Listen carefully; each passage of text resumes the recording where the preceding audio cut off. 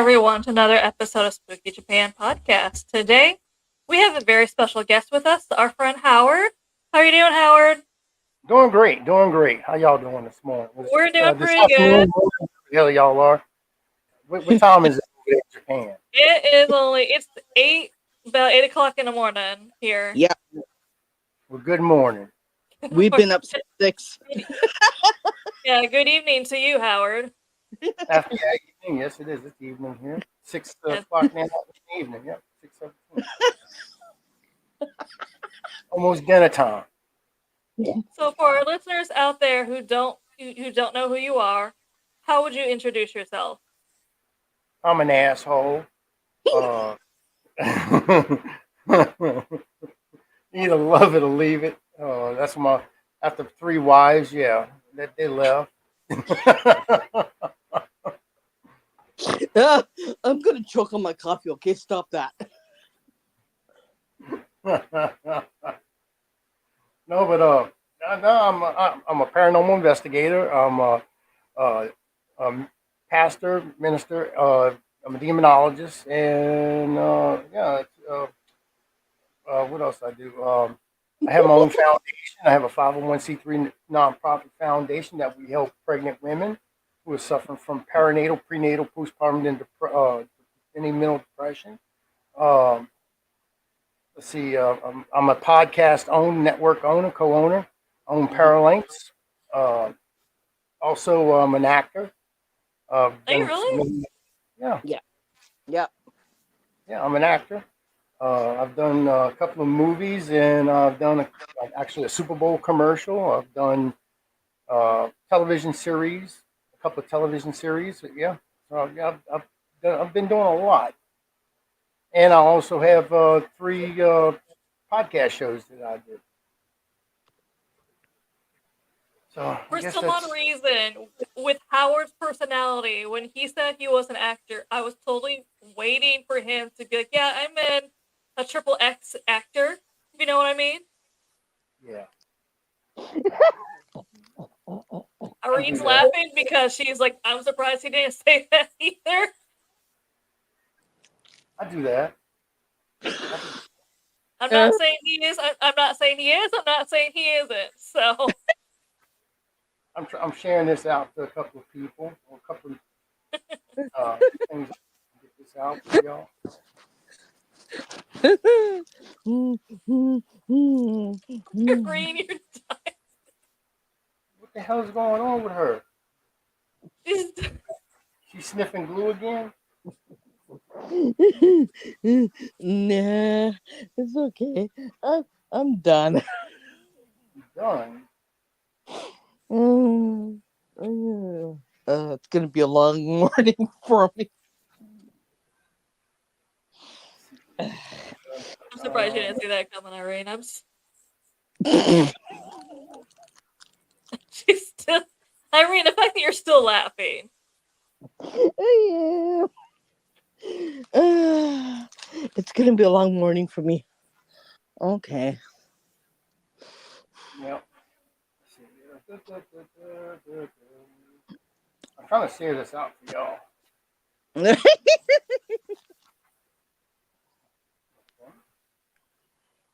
Too bad Michael's not on.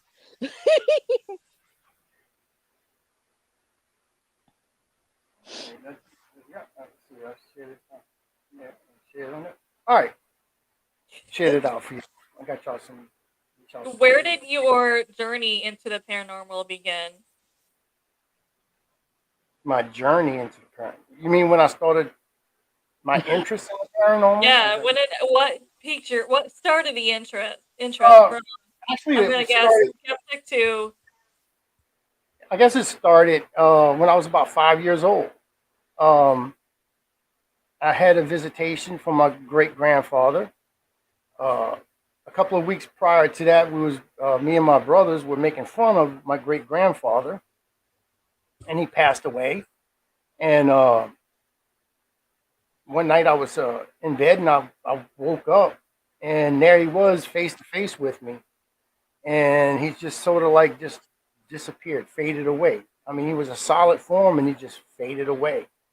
And I jumped up ran to my parents' bedroom and woke up my mother, and she told me, "Don't worry about it. Your grandfather, your great grandpa, he's looking for prayers. That's all he wants."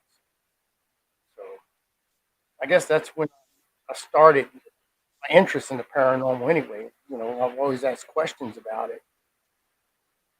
So I've been a paranormal investigator. Goodness, it's over 40 years now.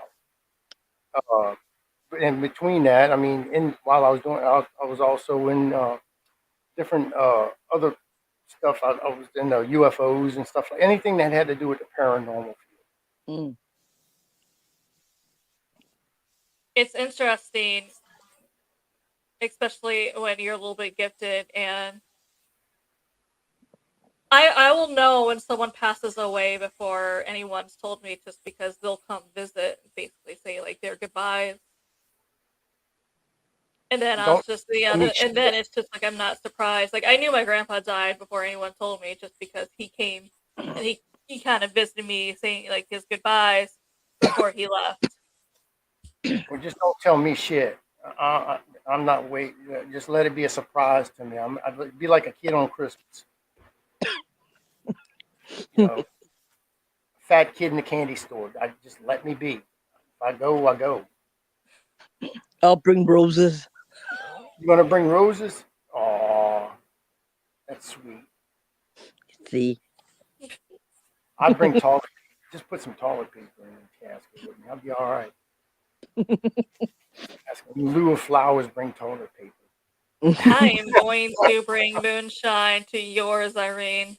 Oh, okay. Well, you can take it from my floor here. I got a whole bunch of it. Yeah, I was like, let's just bring moonshine.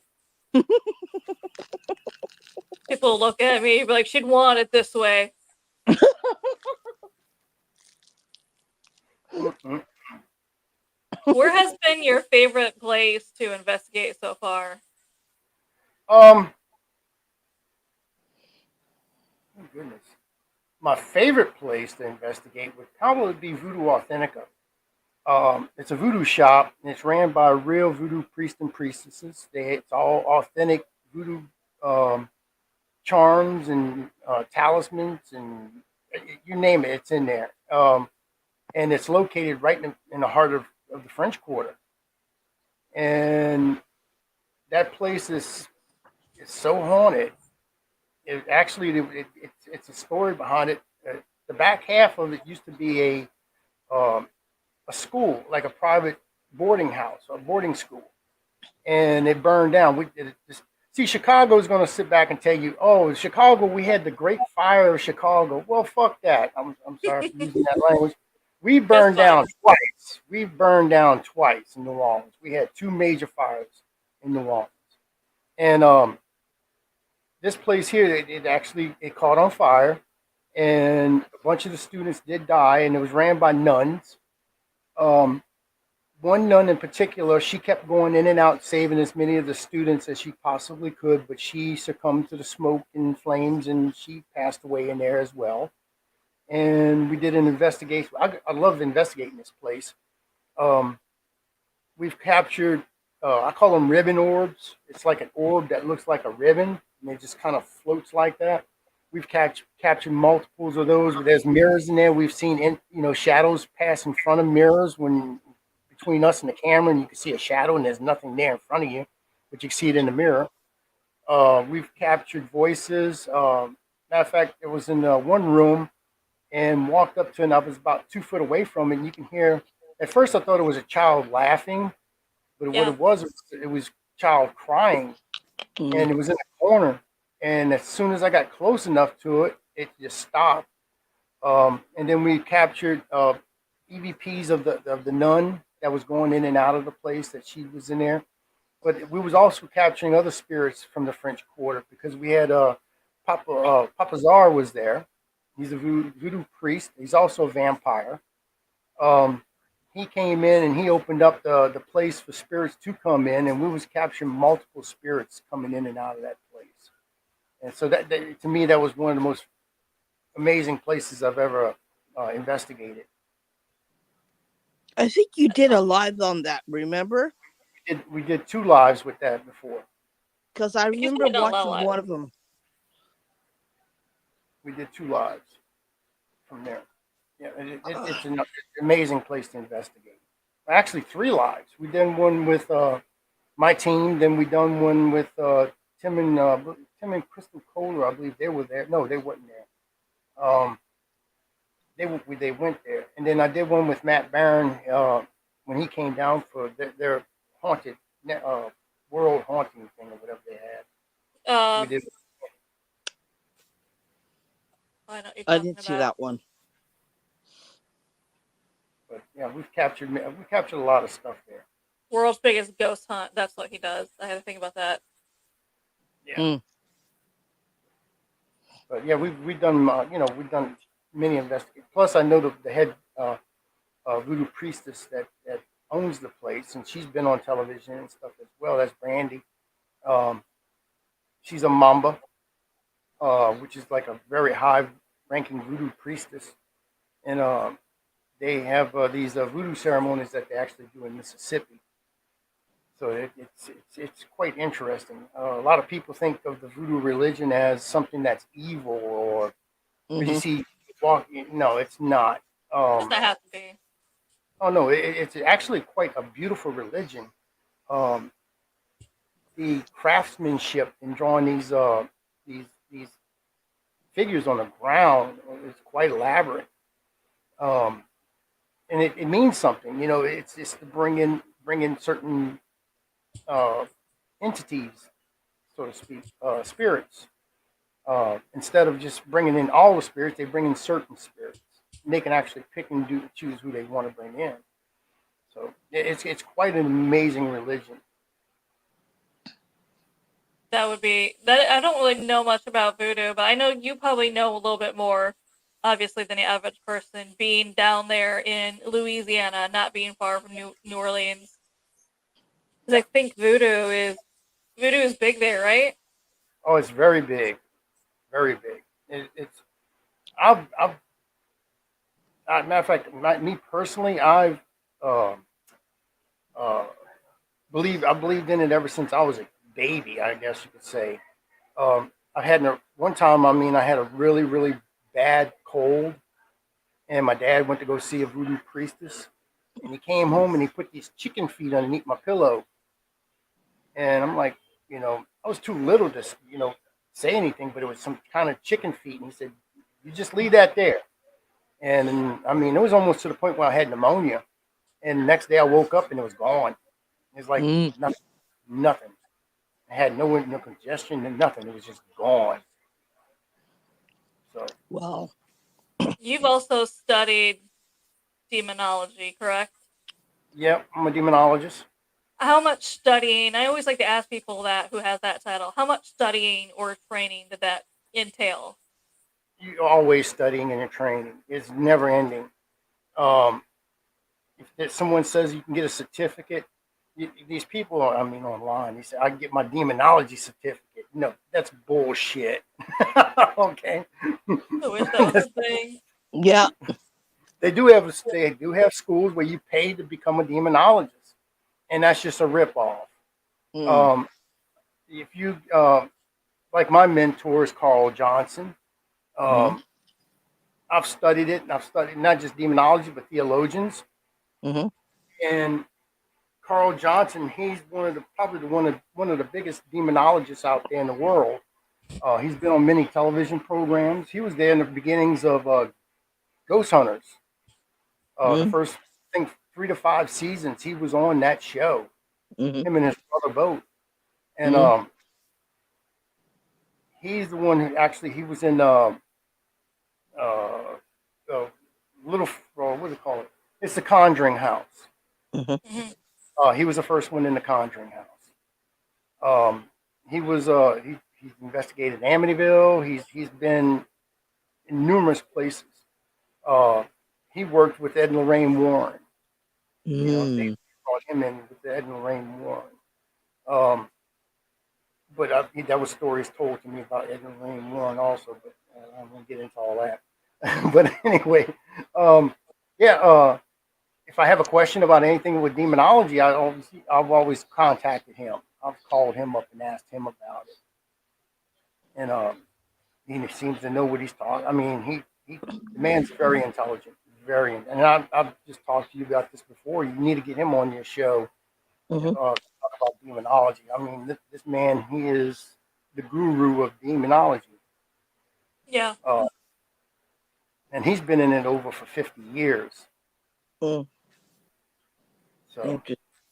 Yeah, I always like to ask people that who actually are demonologists, just because you hear in the field a lot. People wake up one day and you're like, you know what? I'm a demonologist. So I'm like, no, I always like to doesn't ask work. people. Yeah, I always like to ask people. I'm like, all right, how much training or education or mentorship did you have to go through to even be considered starting to call yourself that? Just because it's not realistic to wake up and be like, I'm a demonologist. Or I read a book. I took the online course.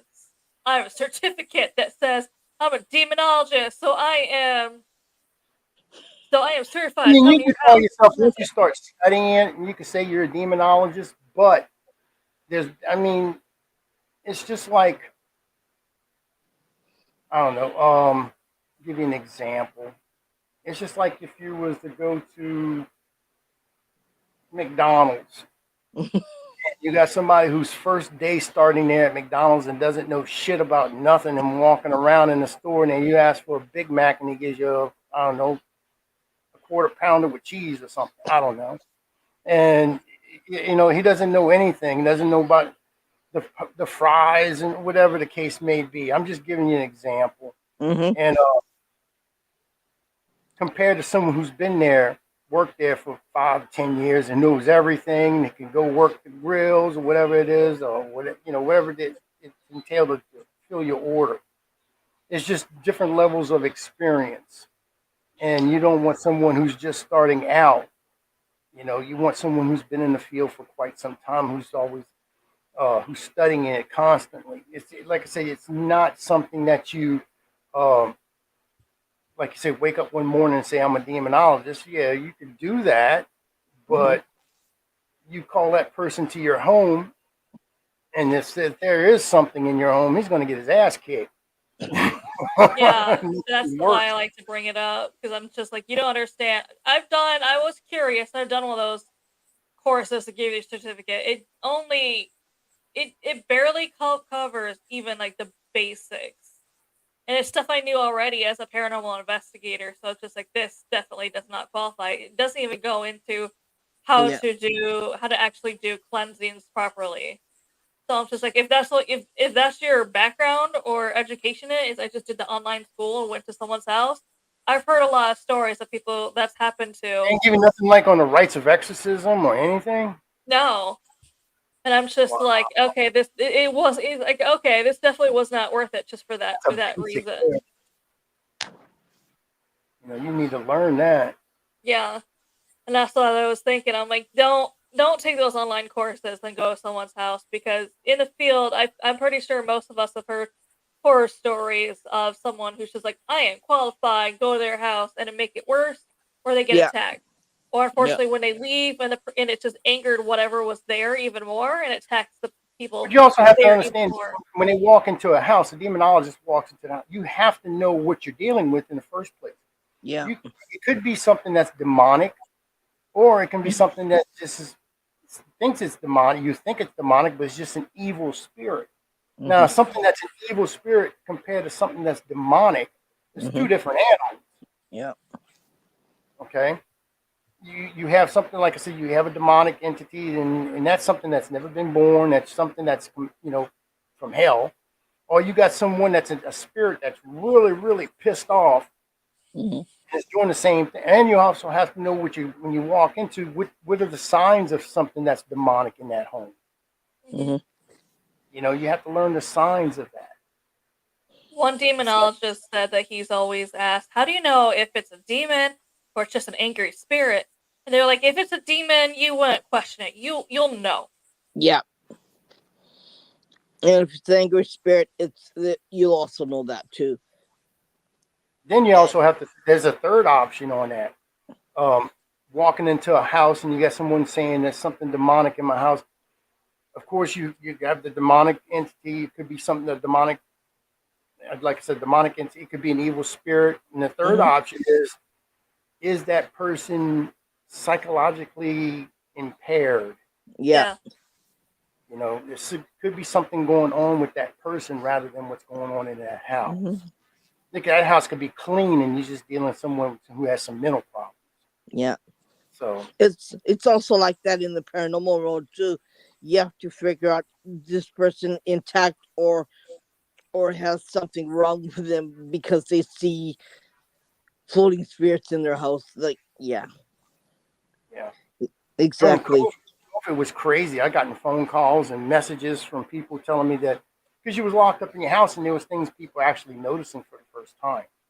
Um, People were calling me up and said, "There's a devil in my house. There's a Yeah, devil in my house." yeah. I got And the same one. I've gotten so bored and not bored, but so pissed off and so overwhelmed with all these messages that I started telling people, you know, I'll ask them a few questions, and 9 times out of 10, there's nothing. I mean, there's nothing demonic just through the questioning. And Yeah. at the end of it, I would tell them, well, you want to get rid of that demon? And they'll say, yeah. I said, well, what you have to do is you go to your wallet, you pull out that credit card, and you give it to your wife, and the demon will leave. And then that would be the end of it. Or if it was a woman, you give your husband, let him give him a fishing pole, and let him go. The demon would be gone. Dang, I bet that worked. It did work. I got a lot of people pissed off, but it worked.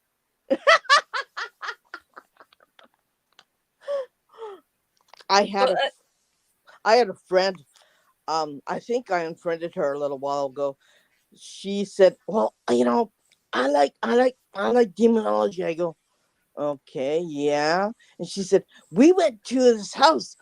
We this little boy had something. He had issues, and it went sideways. And they killed the boy." I go, "Okay." He's like, "Yeah, okay. Enough of that one. That was bad." I said, "Oh God." So what you guys did? "Oh, we just left it. We just left it. And they had the funeral and that was done." I go, "Okay, unfriended." Yeah, Now, that don't was get me wrong. I mean, I've been in a cemetery. The worst experience I've ever had was with, it was actually in a cemetery. mm, And this cemetery was up in Bogalusa, Louisiana. And this cemetery, I mean, the guy who brought us there, he was on another team at the time. And I'm thinking that you would drive in just like any cemetery in the mm-hmm, world. You know, there's an entrance, you drive up to it, or you might have to walk a little bit to get to and we get on this dang gravel road, and we drove for about 2 or 3 miles on this gravel road. Then it turned into a damn mud, and it was like a logger trail. And then from there, we had to walk about, I don't know, about 500 yards to get to the cemetery. And this is out in the middle of the woods. mm, There's nothing around. It's just in the middle of the woods. And when you got to the cemetery, you're thinking it's going to be overgrown and it wasn't. It was in pristine shape. It had a chain link fence around it. It was all cut. The grass was all cut and cleared out, and it was like it was mm-hmm, taken care of. mm-hmm, And these cemetery graves were dating back, God, into the 1800s. mm-hmm, And the newest one, I believe, it was like the 19 early 1900s, mm-hmm, earlier 1900s, like 1910. That was the mm-hmm. newest. And inside the cemetery, we looked at the graves, and about 90% of the graves were all children under the age of 1. Oh, It was like, it was kind of freaky, you just see all these children's graves in there. Well, we came across this one grave, and it was a woman that she must have been about, from the age on the tombstone, she must have been about 35 years old. And she had a footstone that said mother. So I'm standing at the footstone, and I had a hit on my K2 meter and my mail reader, Mm-hmm. and we just kind of browse and just kind of get a feel for what's going on in there with just see what's active, and it showed up active, and I said, Mother, do you need any help? And it felt like somebody hit me in the back of the head with a baseball bat. I dropped to my knees, and it was like wow. So I just figured maybe I'm just headache came along or something. It was just a bad headache I got.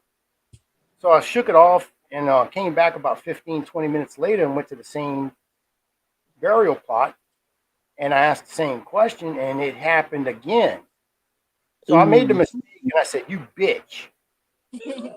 And actually, she was my very first attachment. She stayed with me for 5 days. And it took for me to go to a Catholic church and go to the altar of Mary and get anointed to get rid of this thing. Mm. And I was getting, you can ask my wife, she said that I was gray. I looked like I was on death's door.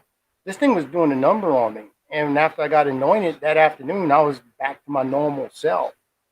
Um, and so I had a couple of uh, psychics do and mediums do readings on me, and I didn't tell them anything. And they told me what this woman was. Told me exactly who this woman was, and what she was doing. She was asking for help, and I was like, "That's the wrong way to ask somebody for help." You just don't go hitting people or attacking people like that, asking for help. And what it was, she was looking for her baby. So I went back to the grave, and we never got anything done on it. I mean, she never did come back to me. I guess she got spooked off or whatever. She just didn't want to get you know taken away. When I went to a Catholic church, I mean, and got anointed, that kind of hurt her. Mm-hmm. But I never did. I tried to offer help and to do research on her and see who her actual child was and see if we could find her baby or where this person might be buried at to this day, because that person had to be over 100 100 years old by now. Um, but never did find out anything about it. The baby, evidently it was something to do with it was either stillborn or it died at birth. So I Mm. don't know exactly where the baby was actually buried. We tried to find out, um, and that was the end of it. I mean, we just dropped it from there. I mean, there's nothing I could do from that point on. She didn't want to communicate back with me, so Yeah, it I went up. can't feel anything either. It's really hard because it's really hard to tune in on that because I can't see anything either because nothing's coming out from that one. Yeah, but I've done many investigations, and um, but that's why I do live investigation. How I act on camera when I'm doing my shows or whatever is totally opposite. You got Mm-hmm. different, like I have Paranormal Swamp Talk. I'm very serious on that show. That's a one Mm-hmm. topic show, and I stay on topic with that show. And then I have Petri Dish. It's kind of more laid back, do a Mm-hmm. little cutting and stuff like that on that show. And then of course we have Trinity. That's a total shit show, Unholy Trinity, yeah. and that's a shit show. And That we go that all show over the goes sideways really fast, anyways. So yeah, it's just one of those things that we do. Um, but that's what we try to do in those shows. And when I did do these investigations, you can see me when I'm out there. I respect the dead. Mm-hmm. It's like it's just they were human. They were alive at one time, Yeah. and you have to show them respect. I mean, it would be like if you was to talk to someone today, you just don't walk up to them and say, "Hey, fuck you," and walk off. You know, No. you want to be show. I mean, especially down here in the South, we do respect our elders and we do respect Yeah. other people, and Hmm. you show them respect and you get the same back. You get that Yeah. same respect back. Uh, It's the that, same way here too. Yeah, we've I've said that many times because there's people who come over here and they'll just walk into a place where it's supposed to be haunted to do an investigation, but they just start setting up. They don't originally go in there and be like, hello, my name is blah blah blah. I'm only here to talk to you, if that's okay. I'm not here to hurt you. And it's always important here to kind of go in first and introduce yourself and say, I hope it's Yeah. okay. I'm here. Just because it'd be the same thing if I kind of like, if I barged in, I even say this as an example. It'd be the same thing where, I mean, if you first introduce yourself, kind of have that initial kind of little talk, that's the same thing as me knocking on your door and be like, hey, I'd like to talk to you. Compared to you going in and just setting up your equipment, to them, it's basically if I went to your house, picked in your door, and I'm like, all right, where are you? Yeah. You'd be like, you want to fight? I Like, think it's the that's same what thing. the problem happens when certain people call themselves investigators come here and they get bad juju put on them, or they get bad problems, and they get attachment for so long like they can't get rid of it. I mean, you just can't do that here. I mean, Now, yeah. I've done one investigation where it was very interesting. That was down in my own hometown. I'm gonna send you a picture of it. Okay. Uh, you can put it up if you want.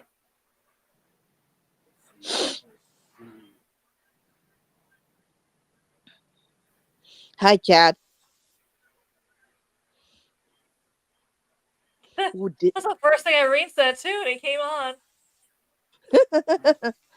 Um, Ah, well, so did Chad did come on because I was watching a lot back in the Holy Trinity. And I told him, well, Chad, Howard's gonna be on tomorrow on our show. He goes, I said, you gotta watch it. he's on it. I mean, hell, I think he said he was gonna work from home today. Yeah. But I sent y'all that. Did you get that, Amanda? I think I sent one to I did, Irene. yeah. Is it Akiko or Takoro now? It's Akiku well, is her middle name. Takura is her last name. She can't She's have got two on Facebook Facebook. pages. She can't go on well, Facebook her last name because she I kept got getting hacked. hacked into with her last name, so she just went by her middle name, Yeah, I Arena got hacked Kiku, 3 times. and she has not, knock on wood, has been hacked since. Yeah. Well, I For just some sent more y'all some reason, pictures, and for some that more one's a reason, picture. people Huh? just want to be Irene. Oh, so we just call her Irene. Why don't you just erase the rest of them and just call yourself Irene?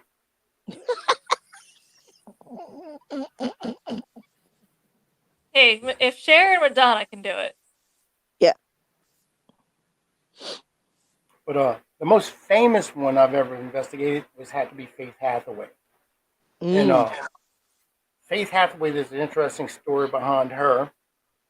She was murdered in 1980 Mm-hmm. to the point where she almost was beheaded. She was raped, Ooh. and they did a movie about her. And the name of the movie is called Dead Man Walking with Uh huh. Susan Sarandon. Uh Yeah, huh. Sarandon and Sean Penn. Yeah. And that is actually the murder guy who played, or the guy Sean Penn played, is the one who actually murdered Faith Hathaway, and that's what he was in there for. Oh. And what pissed me off about the movie, they made him so like the victim and everything else, and and the guy who actually murdered her, who played the character Sean Penn played, he's buried in the next town over, and that's one of the Willie boys. And we did an investigation. I was going to do a documentary about her Mm-hmm. and go to her grave, his grave, and actual murder site. And for some reason, they wouldn't let us get into the murder site. Um, and that was done up towards Franklinton, called Fricky Caves. Um, and but yeah, as soon as I'd be able to get in there, I could finish up and do this documentary on her, and then give her props. But when we did her investigation, Mm-hmm. I've been to her grave like 3 or 4 times. One of the times I've been there, I brought two young ladies with us, with our team. They come from California, Southern Mm-hmm. California. It's the Ghosty Girls. Yeah, I And know these them. girls, they started investigating about, I think, at the age of 8 and 10. Mm-hmm. And these little girls here, I mean, young ladies, I should say, um, they I put them up against any veteran paranormal investigator out there today. Um, they've investigated the Omen House. They investigated so many places. It's unbelievable. Mm. Uh, but I brought them along, and we went to investigate this grave site. And we did at the grave site. We did what they call the Estes method. Mm-hmm. Hey Doc, how's it going? Uh, we did an investigation there, and we did the Estes method, and we started out with one of the young ladies, and they got a few words, and then I had my wife on there, and she got a few words, and then one of our team members, she got on there, and she was she heard a few words, and all of a sudden this deep voice started cursing her out, and come to find out is it was him, the guy who Oh, and he's still tormenting her in death after all that time he was still tormenting her. How you were So in life is how you're gonna be in death. well, yeah. I threatened that he hadn't came back since I've done that, but I threatened to exercise his ass, and he hadn't been back yet to torment us. So we see. Yeah. We see. If you're an asshole in life, you're gonna be an asshole in death. That's for sure. Exactly. Yes, That's how where you I'm were going in to be. life is how you be in death. So that's tormenting her in life, definitely tormenting her still in death. Yeah. And that's what he's doing. So Damn. but we got a chance to talk with her. And in that same cemetery, there's some. This is how old the cemetery is. They had some Civil War uh, Confederate soldiers buried in there. Mm-hmm. And I've talked to one of them. His name's John. And John, he won't talk to many other people. He'll give a few readings, but when I go in there, he's very chatty with me for some reason. I could just Mm. sit down and talk with him. And John is from Ireland, and it Mm-hmm. was during the Civil War. Of course, you had people coming into the United States all the time. You had people coming in through New York, and Mm-hmm. of course, you had New Orleans was a major port back Mm-hmm. then, and you had Mm-hmm. people coming in through the South. Mm-hmm. And as soon as they came off the boats in New York, they gave you want your citizenship, you have to fight for the Union. We did Mm-hmm. the same down here. You want your citizenship, you have to fight for the Confederacy. So that's what he did. He was Irish, and they put a gun in his hand and basically shipped him out. And he was murdered, and well, he was killed in action. And every time I talk to him, he tells me the same things where he feels cold, he feels alone, he misses his wife, and he feels dirty. And I try to give him, get him at peace, and he's still clinging on. So hopefully one day I can get him to where he'll release, and he'll just find rest. But that's what I, that's what I. the only way he'll be at rest is if you could find his wife in heaven or wherever she is and Thing is, bring he them doesn't want to move together. on. He doesn't want to move on. Well, if He you wants to. bring He wants to stay here. if you bring her to visit him, he'll have a chance to choose. That's what I'm I've had. hearing. I wanted to look him up, and I sent Mm-hmm. his name uh, to a friend of mine in Ireland, and Mm-hmm. she sent it to her friend over there, and they looked him up, and they found his family and everything. His family is aware of where he's buried now, you Mm-hmm. know. But it's just that he just doesn't want to move on. Mm-hmm. He's just clinging on to him. So Mm. maybe It's kind eventually of, one day I'll get him to move forward, move on, yeah. and he'll find peace. But right now he still wants to be with his wife, and he doesn't understand that I guess it was a fast death. Mm-hmm. That he doesn't think he's He didn't know dead. what hit him, Right? He probably. just doesn't think he's dead. He thinks Yeah. So I've told him that, and he just doesn't want to come to the terms with it. It's just Mm. something that he's just he's just there. He just doesn't want to move on. I mean, there's other places here. I mean, in New Orleans. I mean, if you want to come down here, there's places. Oh God, there's places you can go. Oh, I know And then, I'll eventually end up there, so I'll have to reach out to you whenever I'm there. So I'll be like, oh yeah, yeah, Louisiana, let's meet up. Jean like Jean Lafitte's blacksmith shop. Um, it's a bar, Mm. and Jean Lafitte buried some of his treasure in this bar. Mm. It used to be a blacksmith shop. It was his brother that ran the blacksmith shop, and Jean Lafitte was a pirate, and he would Mm. plunder and rob off all these ships and everything, and he would bring his treasure, whatever he stole off these other ships, Mhm. he would bring it to the blacksmith shop, and it would sell out of the blacksmith shop. Mm. So there's rumors of that place. You could be sitting down there having a beer one night, and you look over, and there's somebody in period clothing drinking out of a stein or something, and then be standing next to you. You just don't know. There's a lot of pictures that what they show. Anybody can Google it, I guess. There's pictures of full body entities and everything else in that place. You got the Ursuline Convent. Mhm. Tell you stories about that place. It used to be a wrought iron fence. They used to encircle the nunnery, and the nuns haven't lived there. And God, they pretty much abandoned the place, but it's still the building there and everything, and it's still owned by the church.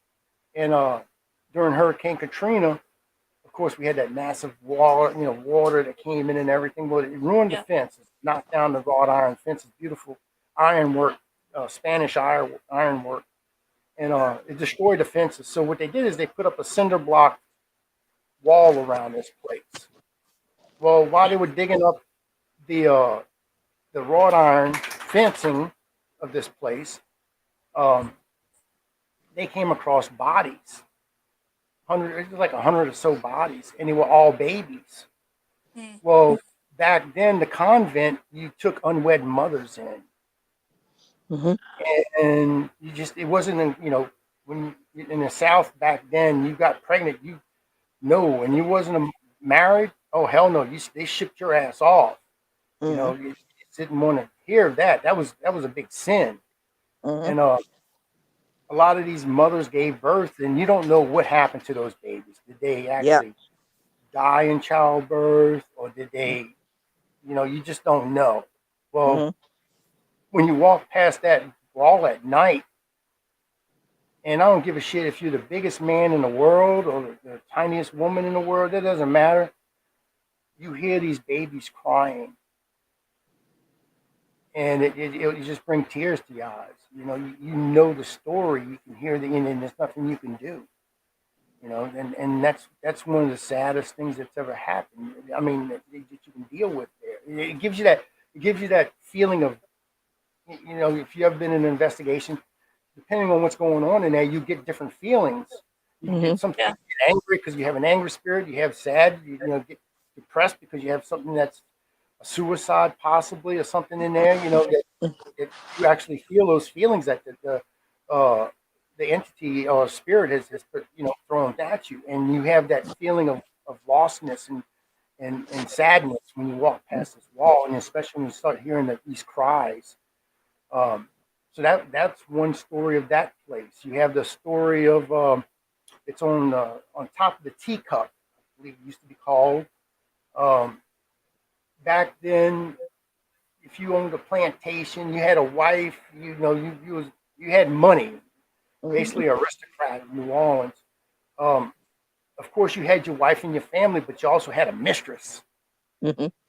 Yeah. and you took care of your mistress. And your wife knew about it, but that was that was accepted. Um, this one guy, he had a mistress that she was Creole, and a lot of Creoles half black, half white, and stuff like that. Um, because the plantation owners used to basically rape the slaves or whatever, um, and had babies. But Mhm. anyway, she was a Creole. She was very beautiful, and this guy put her up in the city like an apartment, and it It was in the middle of French Quarter, and his wife passed away. So when his wife passed away, she like I said, she's the mistress, and she thought, well, since she's passed away, I'm going to be next in line. I'm going to get married. Well, back then you just didn't marry. No. You know, you couldn't. A white man could not marry. You had to marry a white woman. Yeah. There was no interracial marriages involved. You could not marry out of your race back then. Not in New Orleans anyway. You never married out of your. If you're a homeowner, you never married anyone below you either, or or or That would you be had fine to, if he was a mistress. I mean, if he took her in and had her as a mistress, yeah. that was accepted. Yeah, but you couldn't marry them either because they were below you in society as a homeowner or as a person who owned a big amount of property. They did that here too. They never married their mistress. They always kept them as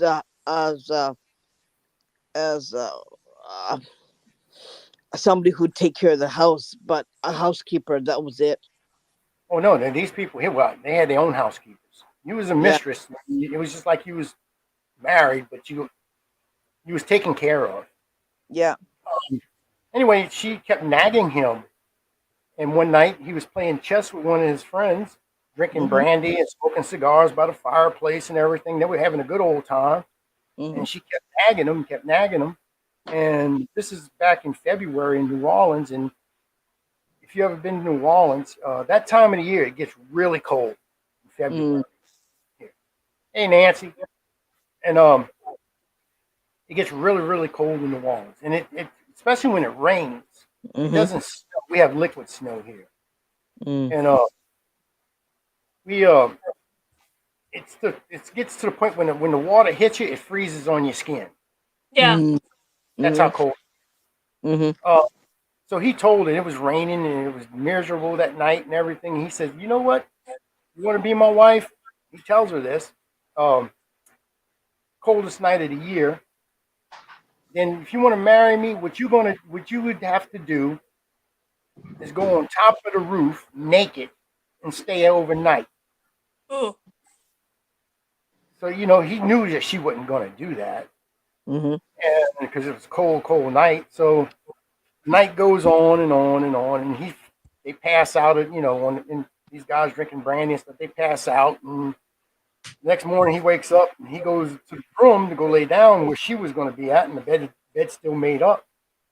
So he's calling for her and couldn't find her, and he said, "I hope she didn't do what she." And he looked through the house and he went to the roof, and there she was, clutched up next to the fireplace, naked. And he brought her downstairs, put her in the bed, and she had froze to death overnight. So she lost her life. Well, he died later on. You know, he didn't want to go back to the plantation. He stayed in that house, that apartment. Well, every year in February, the anniversary of her death, you'll see a bunch of young men standing out there in front of that place looking up because her spirit, you can see her clutching up against the fireplace nude.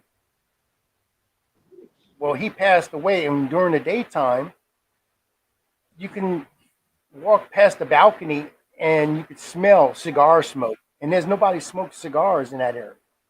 Mhm. I mean, you could just be standing there and there's always a cigar smoke smell. So that's where he would sit on the balcony every day, just smoking his cigars. So that was the most, it's kind of a romantic story, but then again, it's a horror story. Mm. Uh, Then probably the most haunted house that we have right now, probably in the world, is the Laurie Mansion, Heard of that, yeah. and it's for sale. I saw that, but it's like over $1 million. It's actually $10.5 million. Oh,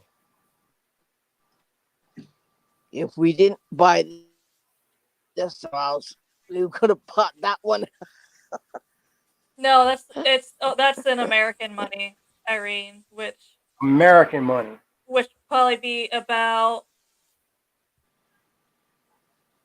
almost $1 billion in yen. Hmm. Come flash that We yen over want here. that house, but there's no way I'll get $10.5 million to buy it. Of course, y'all know the story about the LaLaurie mansion. Hmm. Do you know the What's the story? story of it? No, what's the story? Oh God, it's a horror story. I've heard of Uh, it before. It's with a woman, right? yeah, Madame LaLaurie. Hmm. Uh, she would buy slaves and bring them into her house. Slaves would go in, but none would come out. Oh. Um, what she would do is she would take her slaves and she would do medical experiments on them. She would break bones and set them in different ways. Like one person Oh. they found that looked like a crab was walking on its hind, backwards with its head back. It looked like a horror story. Oh.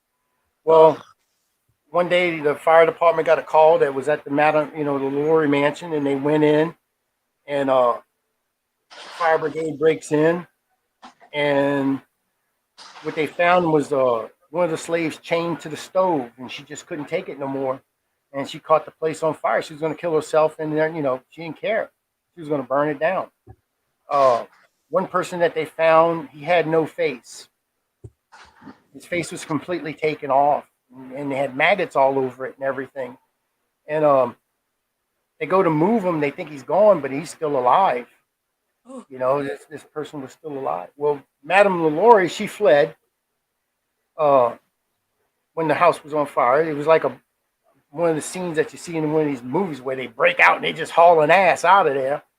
Hmm. She was in a carriage and she got on a boat from the New Orleans to the North Shore where I live at. And from here, they don't know what happened to her. Either she went back to France, Paris, or she stayed in the United States, stayed close by. They don't know. There's so many stories on where she could have possibly ended up. But later on, of course, they got all the slaves out. One little girl, she uh, used to be Madame LaLaurie's little, they hired little, but she had slave little girls that would comb her hair. One of them pulled a knot in her hair too hard. So she threw her out of the third story window, and she died instantly. I mean, you're going off of 3 stories, you're going to die head first. Well, years later, they're going to renovate the house, renovate the mansion. So they started putting up floorboards and stuff like that, and because it was messed up, burnt, and it was just tore up, walls and stuff. And when they were doing that, they were finding bones. She would take, in other words, after the slaves would die, she would bury them in the house. Hmm. It's like a house of bones situation. She had slaves buried all in that house.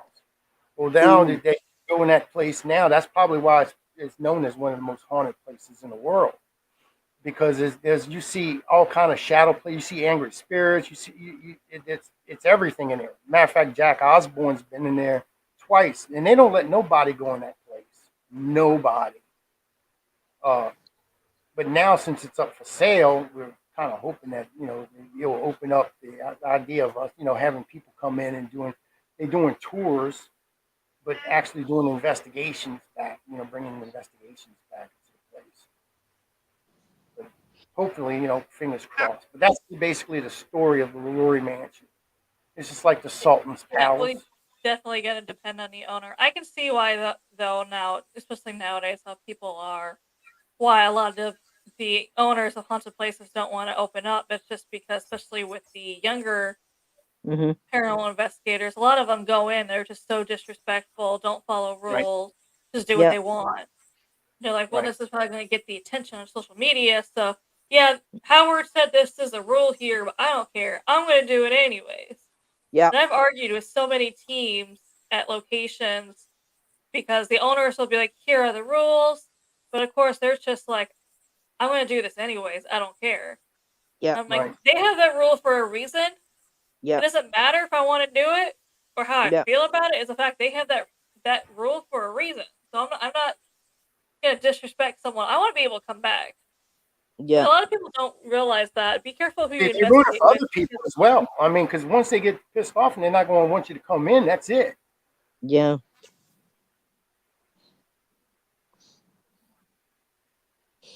True. That's true.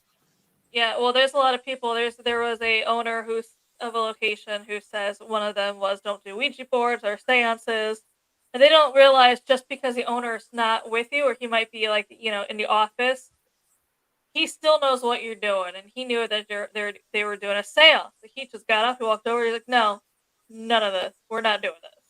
Yeah. Boot your ass out right then and there. Yeah, And that's it what they was, said. I'm like, and I get that because and I also say that I'm like, I'm not gonna, if you want to come back and come back and break the rules, that's on you. But as long as I'm here, you're not breaking the rules just because, unfortunately, if someone in a group breaks the rules, that also goes with you. And they're just, Everybody. and then why did the owner want you back knowing that you were with that group who broke whatever rule? well, see, the owners now, the ones that own the place now, they didn't want people coming in. It was a private residence. Hmm. Okay, and for them, they live there. I mean, it's more like a summer home because it's someone who's very rich that owns the place, and this is like like a vacation house basically. And this place is in. I mean, from the pictures and everything, I was, it's beautiful in that home. It's beautiful. It's well decorated. It's beautiful, and it's their private home, and they just don't want people in their home.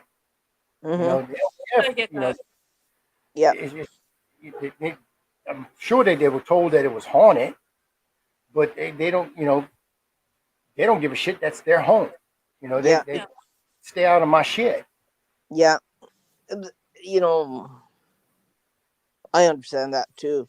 You don't want anybody trampling in your home and doing all kinds of crazy shit in your home. I mean, it's Exactly. like now they have a place in New Orleans called the Sultan's Palace. Mm. You can look this up online. All these places I'm telling you, you can look up online. Hmm. Um, the Sultan's Palace. There was a guy who came in from one of these, Far East places, and he pretended to be the Sultan there, but his brother was actually the Sultan. And what they were doing is they were torturing people in that place. Um, Dang. they would bring in people. They would take people off the streets, just grab you and drag you. They would basically kidnap you, and you Oh, was used as my granddaughter. You're gonna see the fight go on in here. Look, Chad's in here, Sydney. yeah. Our two fucking lovebirds. But the Sultan found out about it. They were raping people and stuff in that place. I mean, it was crazy. Um, but the Sultan found out about it, so he sent assassins, and they killed everybody in that building. Everybody, even if you was just walking past it, you got killed. I mean, that's what they did. And to this day, there's people buried in the courtyard because these big places have courtyards. Hmm. Yeah, Oh feel dear. magic, feel the magic working. But to this day, now they took the place and they renovated it into apartments, and you cannot do any investigating in the apartment building at all. That's one of the things. Now there was someone about 3 years ago, Mhm. 3 years ago that went in and did an investigation because this person wanted to get out of a lease, and they Mhm. wound up going in there and they did an investigation, proving that the place was haunted, and they were able to get out of their lease. Mhm. But to this day, I mean, you just can't investigate that place. It's a private apartments. So you have that. I mean, there's so many places. La Petite Theater, God, the mortuary. I mean, there's so many places in New Orleans that are haunted. You could do an Mhm. investigation if you just wanted to set your mind on one place. I mean, Jesus, there's so much history. So It is much history. on my bucket list to see the Voodoo Queens. Marie Laveau. Yeah, see her She's grave. not buried there. She's not buried there in cemetery number one. You know that, right? Did they move her? Did they move They the moved. grave or her in it? They just moved her. Was it because it was? I know way too many people vandalized her. Right. Was she in a mausoleum? I can't remember if she was in a mausoleum. It was a mausoleum. It was an upright mausoleum. One of the big things that you walk into, and people would go out there and leave offerings and stuff, and you would draw three X's on a mausoleum, and they just kind of it was graffiti all over it. Yeah, So I they heard that. so they moved her grave. They moved her body rather. The People grave's just still there. don't people don't respect cemeteries anymore. No. No. And the thing is, you go to a cemetery and you go there for a time of grieving, a time of loss, and then there's a lot of sadness there, and you can feel that if you just passing through a cemetery, you can feel it. You can feel the loss, and people don't think that when, like myself, I go visit my daughter, that the attachments that you can actually bring home with you. Yeah. Mm-hmm. Just go and visit a lost loved one, that you could pick up these attachments and then they'll follow you. So I mean, if you're in the paranormal and you just go and just say visit mom or your brother or sister, whatever the case may be, and you're coming home, make sure you do a cleansing. You don't want to bring something home that you picked up out of a cemetery. That's what Irene can tell you. Here in Japan, if you go to a funeral, you're given a little packet of sea salt, and before you go home, you kind of cleanse yourself with sea salt before you're able to walk in the door. Right. Good They don't to do that. Yeah. They do that every funeral here. Yeah, I mean, And plus, you don't go to the cemetery unless you have business in a cemetery. Here, that's what they say here. So, even my son will say that too. I'll show you. This is one. This is where my family will send it to you.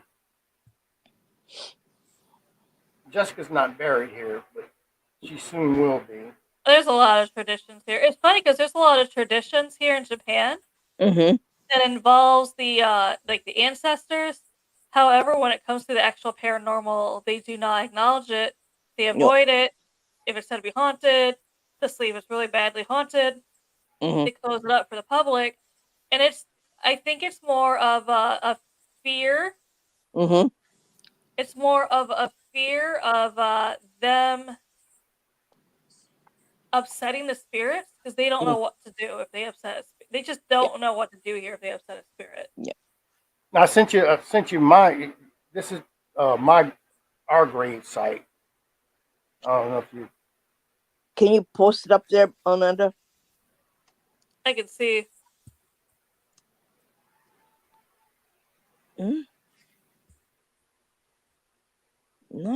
Jessica's buried. Jessica's buried in a wall, but she's going to be moved out of the wall. She's going to be put into that because it was finally finished. Mm. Yeah, well, there's also majority of shrines and even temples here are built Mm-hmm. to appease The dead. angry spirits because they don't know what else to do. That's why there's a lot of shrines, as they built Yeah. shrines just Can you dedicated name a to person? hoping. Would you want to die? Would you want to die? No. Well, you'd be pissed off if you was dead, right? Yeah. Mm-hmm. So you can say that the cemetery, 99% of them in there is pissed off people because they're dead. Mm-hmm. Yeah. 90% of the shrines, especially the ones that my family, my ancient relatives created, were all. It's the most haunted area in the whole place, and yeah. And in fact, they just found a whole bunch of bones of all these samurai warriors on the beach. They just dug them up. They just found them all on the beach, and they were all killed. Some of them had heads, some of them didn't have heads, and they're just riddled. The beach is just riddled with bones. But unfortunately, they're gonna be going to. Japan or one of the islands outside of Japan? It's not. It's on near the temple where I go to. Because back then, I mean, during World War II, that the Japanese people were told don't get captured by the Americans, blah blah. They're angry and they'll torture you and do all these evil things to you. And a lot of them jump off of cliffs and Yeah. some that committed suicide. Yeah. Uh, could it be some of these people that might have done that? Nope. These are all samurai warriors who were beheaded and were killed. There's another island off of Tokyo that my daughter went to for summer vacation for a 3 days excursion. That place is riddled with World War II bones. And they had you can't get there unless you go on a boat. So they had the helicopters going in and retrieving the bones and bringing them back to Tokyo to get DNA to get the DNA from them, and they're gonna I think they're gonna bury them or give them a proper funeral. But yeah, Did they have dinosaur DNA mixed with them? yeah, I was thinking maybe Godzilla took a shit. nah, that's No, probably in the mountains. that's in the mountain. Yeah, Howard is a Godzilla fan. Okay. Oh my god, I am. You know what I just saw that they're getting ready to release on Netflix is they had Godzilla minus one Mm-hmm. that Mhm. came out, and that was a good movie. But It was. yeah, but that was in color. They're doing it Mhm. in black and white. Yeah.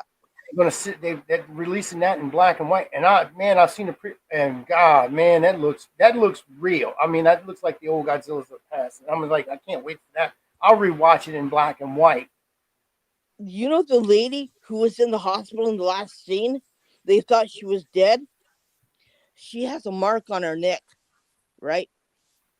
The next movie that's going to come out is the one Violanta. It's the one that looks like a Yeah, rose. the flower.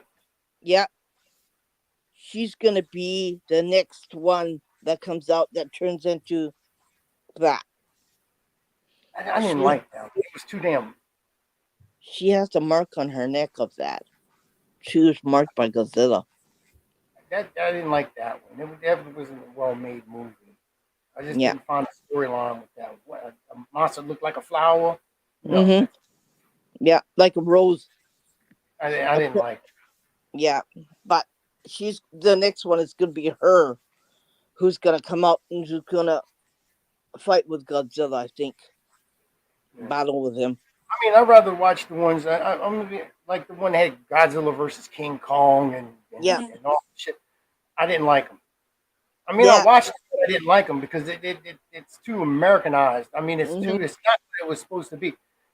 If it's, I like the ones that are made by Toho, yeah, and those are really great Godzilla. They're the ones who originated it. I mean, yeah, why mess with the formula?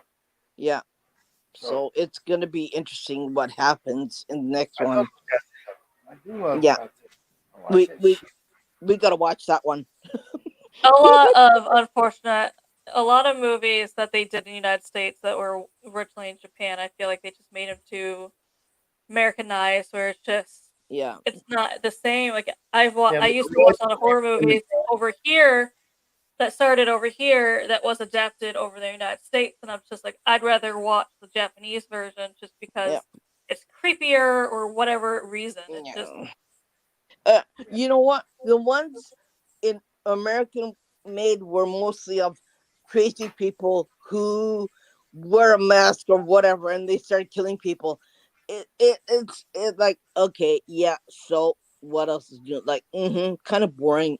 I kind of laugh at it because it's really not uh uh a good horror movie, right?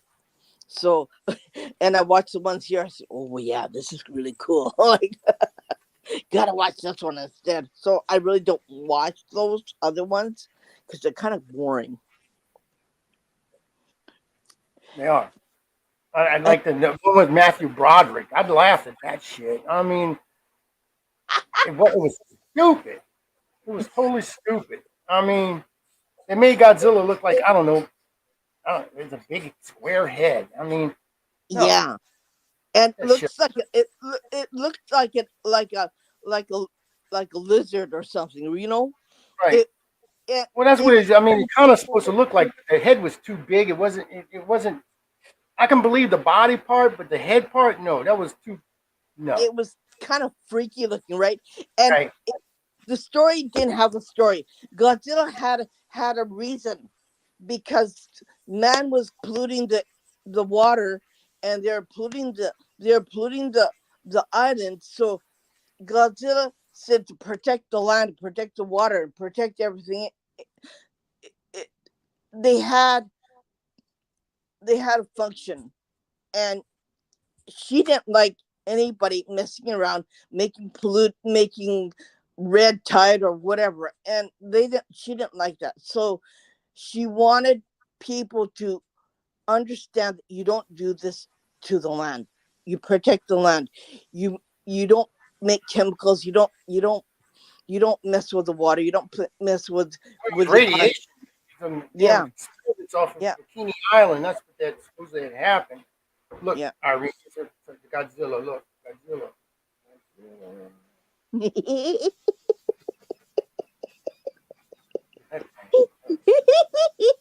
Ooh, I like that one.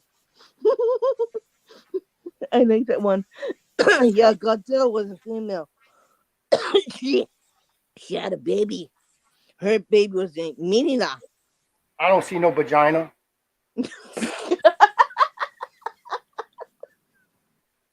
She did have a.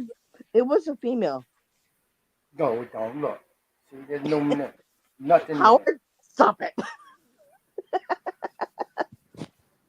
So the interesting thing is here, everyone, if you didn't know, Godzilla was actually said to have actually existed at one point Yeah, here in Japan.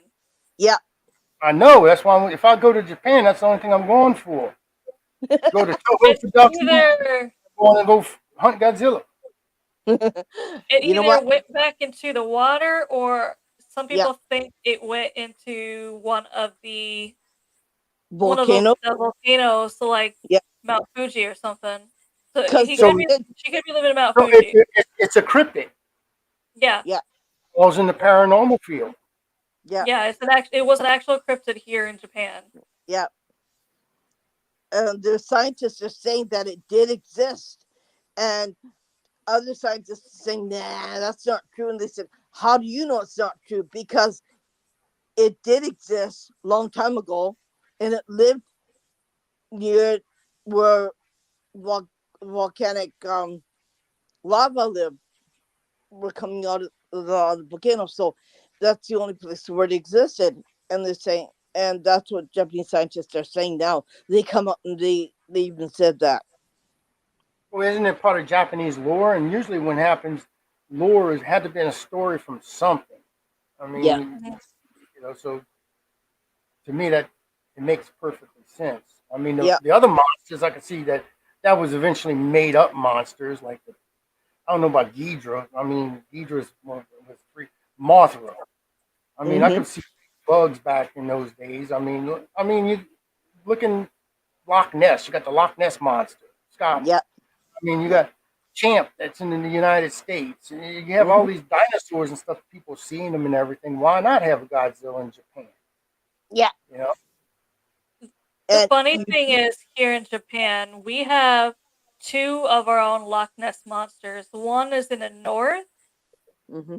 They did nickname these after the Loch Ness monster, because obviously Loch Ness monster, everyone calls him Nessie. So over Mm-hmm. here, the one in the north is called Nissie. And then Mm-hmm. the one in the south, which is at the other side of the island from me, his name is Issy. And they're supposed to look similar, but they who might be. named them?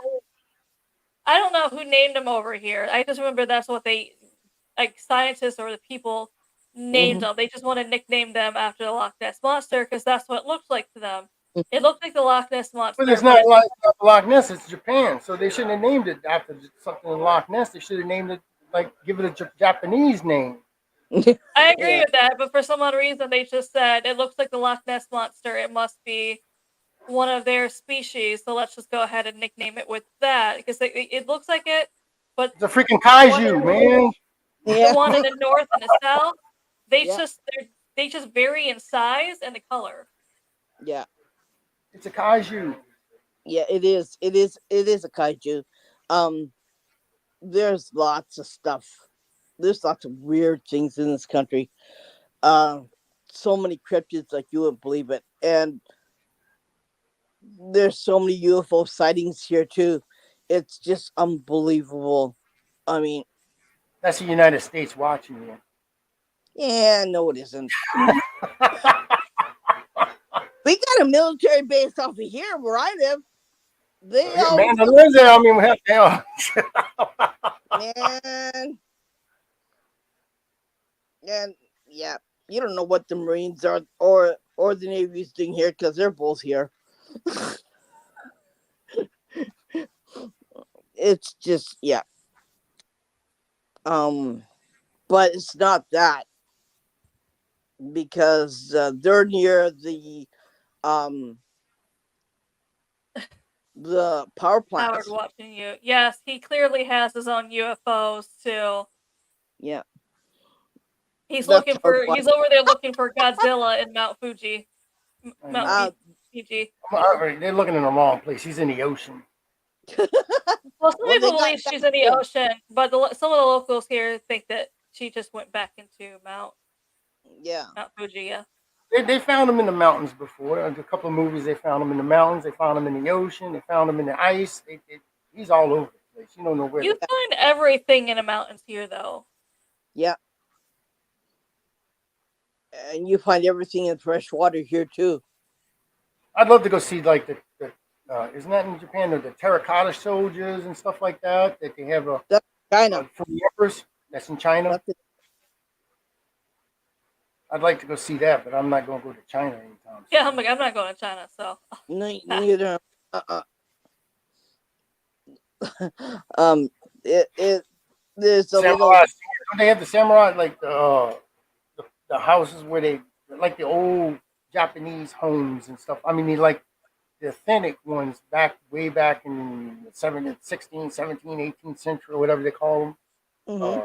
It's like the picture behind Amanda right there, but the old style, the roofs like Yeah. that, like the Yeah. shrine. I'd love to go see Yeah. the shrines and stuff like that. Well, when are you coming? I don't know. Every shrine is beautiful here to me. It's just absolutely Yeah. beautiful. The details. Yeah.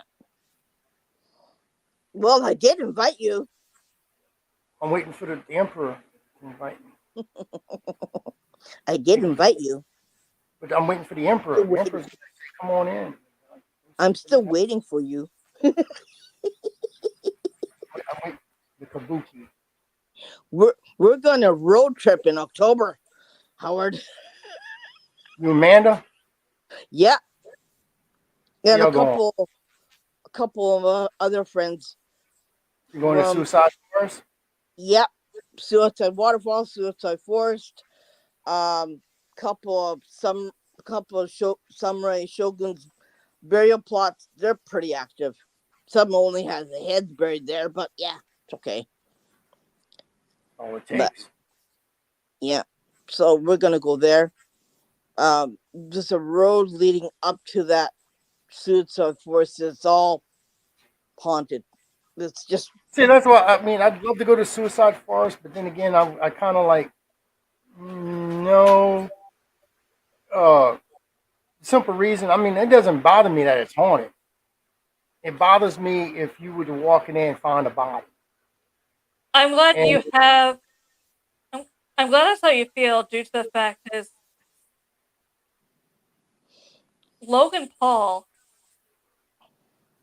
is not well. He's not welcome back in Japan no, because he went to no. the suicide forest. He found a body. He even publicly posted this. He found a body. He laughed at it. He touched it, and that set everyone here off. They're like, and it's Did funny because did he WWE. kick it with his foot too? Did He he might touch have, it? because I just He might. remember hearing he touched it, and that upset everyone. oh, that's respect. 'Cause I mean, if you ever smelt a dead body, even if it's fresh, I mean, someone who passed away within 24 hours. Um, I've been to autopsies and stuff, and that is the most. It's not looking at it; it's the smell, Yeah, and that's what gets you nauseated. That's why Uh, he's not safe coming here to Japan, because WWE came out and announced they're doing a Japan tour, but they said, unfortunately, with him, he has prior commitments and not able to make it. I'm like, he's not welcome back. That's why he's not on the Japan tour. Nope. After that, he knows he's not welcome back. He's not safe. Mm-mm. I mean, that's the first thing you would want to do is if you had a cell phone. Does cell phones and stuff work in the forest? Um, I mean, if cameras are working, I guess it's to do reception, if anything. it does. I would have called someone if I would have found a body Yeah. and reported right then and there. Yeah. Yeah. And But stay with apparently it. he didn't. Get the body out at least anyway. There's another place that I told my husband that we want to go to. That we wanted to go to the Howling Village, which is not too far where Amanda lives, and my husband knows because he lived not too far away from that. He was born in that area, and he knows that area for sure. But you know what, Amanda? They blocked off the tunnel, so you can't get in the tunnel anymore. Yeah. Because too many murders happened in that tunnel. That's why they had to also block it off, as people are still using it for that reason. But the village, I think you can go to the village. I want to go to the village. I told my husband, we want to go to the village. He goes, you're kidding. He goes, yeah. He People goes, okay. have, from what it looks like, it's fenced off to go Yeah. into the forest, but people have found a way. I don't know if there's a gate or whatever, because I've seen pictures of like a fence going into the forest, but other people have found ways into the forest Mm-hmm. to get to it. But I want to go there. It's all for a reason. I know. It was really bad. Like, I would never go alone, just because the fact is they said squatters live there now. And unfortunately, Yeah. there's still that sign outside of that village that says Japanese law does not exist beyond this point. So I'm like, yeah, I'm not going in there alone. why Japanese law doesn't make any sense. So yeah, so it's called the Inunaki village. Where, as Irene even said, it's the Howling Dog Village in English. How it started was it was a bunch of outlaws got together and they said, we're sick and tired of having to obey Japanese law. So they went to the forest, they built their own little village there. They even put up a sign that, as I said, Japanese law does not exist beyond this point. And anything and everything happens in that town. So anything you can think of, bad wise, it happened there. Yeah. My And the husband government knows didn't go in and do anything about it. I think, well, now the residents are no longer there. They said squatters might be there, but still, with that sign there, if I saw a squatter, I wouldn't chance it. It's the most notorious place that's freaky haunted, and my husband knows of it growing up as a child. He goes, oh, I know where it is. That's not too far away from where I grew up from. Oh, yeah, well, I could take you there, he said. He's taking you there for a Yes. reason. I've seen how you talk to your husband. He's taking you there for a purpose.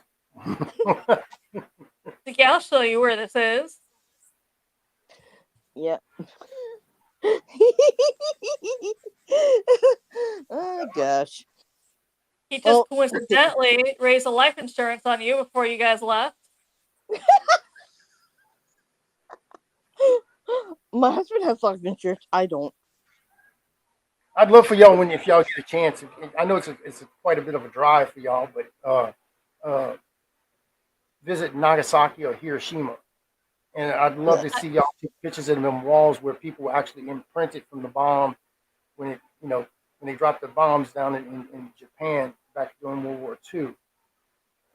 I mean, you said that it's still on the streets and everything on the walls. They imprinted. Nagasaki area is 2 hours drive from me, and Hiroshima is supposed to be like 5.5 hour drive for me.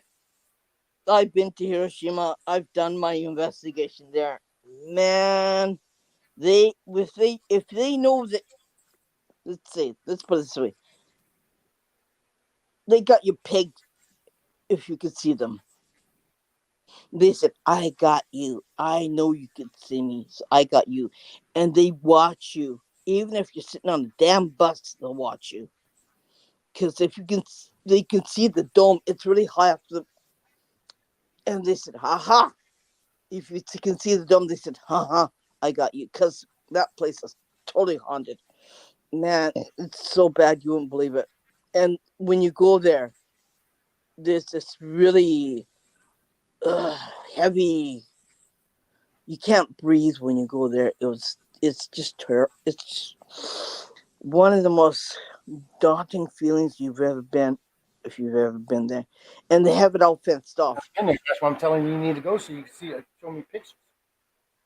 Well, I got pictures. I did a podcast You from can there. Google pictures. I can Google. I want to see it live. I want to see you sitting in there touching the. I want to see a ghost attack you. I want to see this.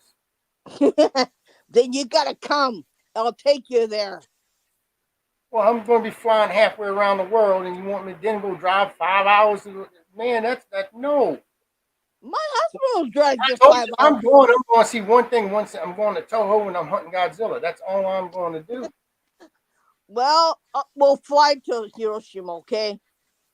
We don't drive. We fly. We drive.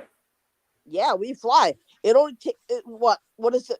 It's only like $30 or $40 to go there. It's cheaper to fly here than taking the train. Yeah,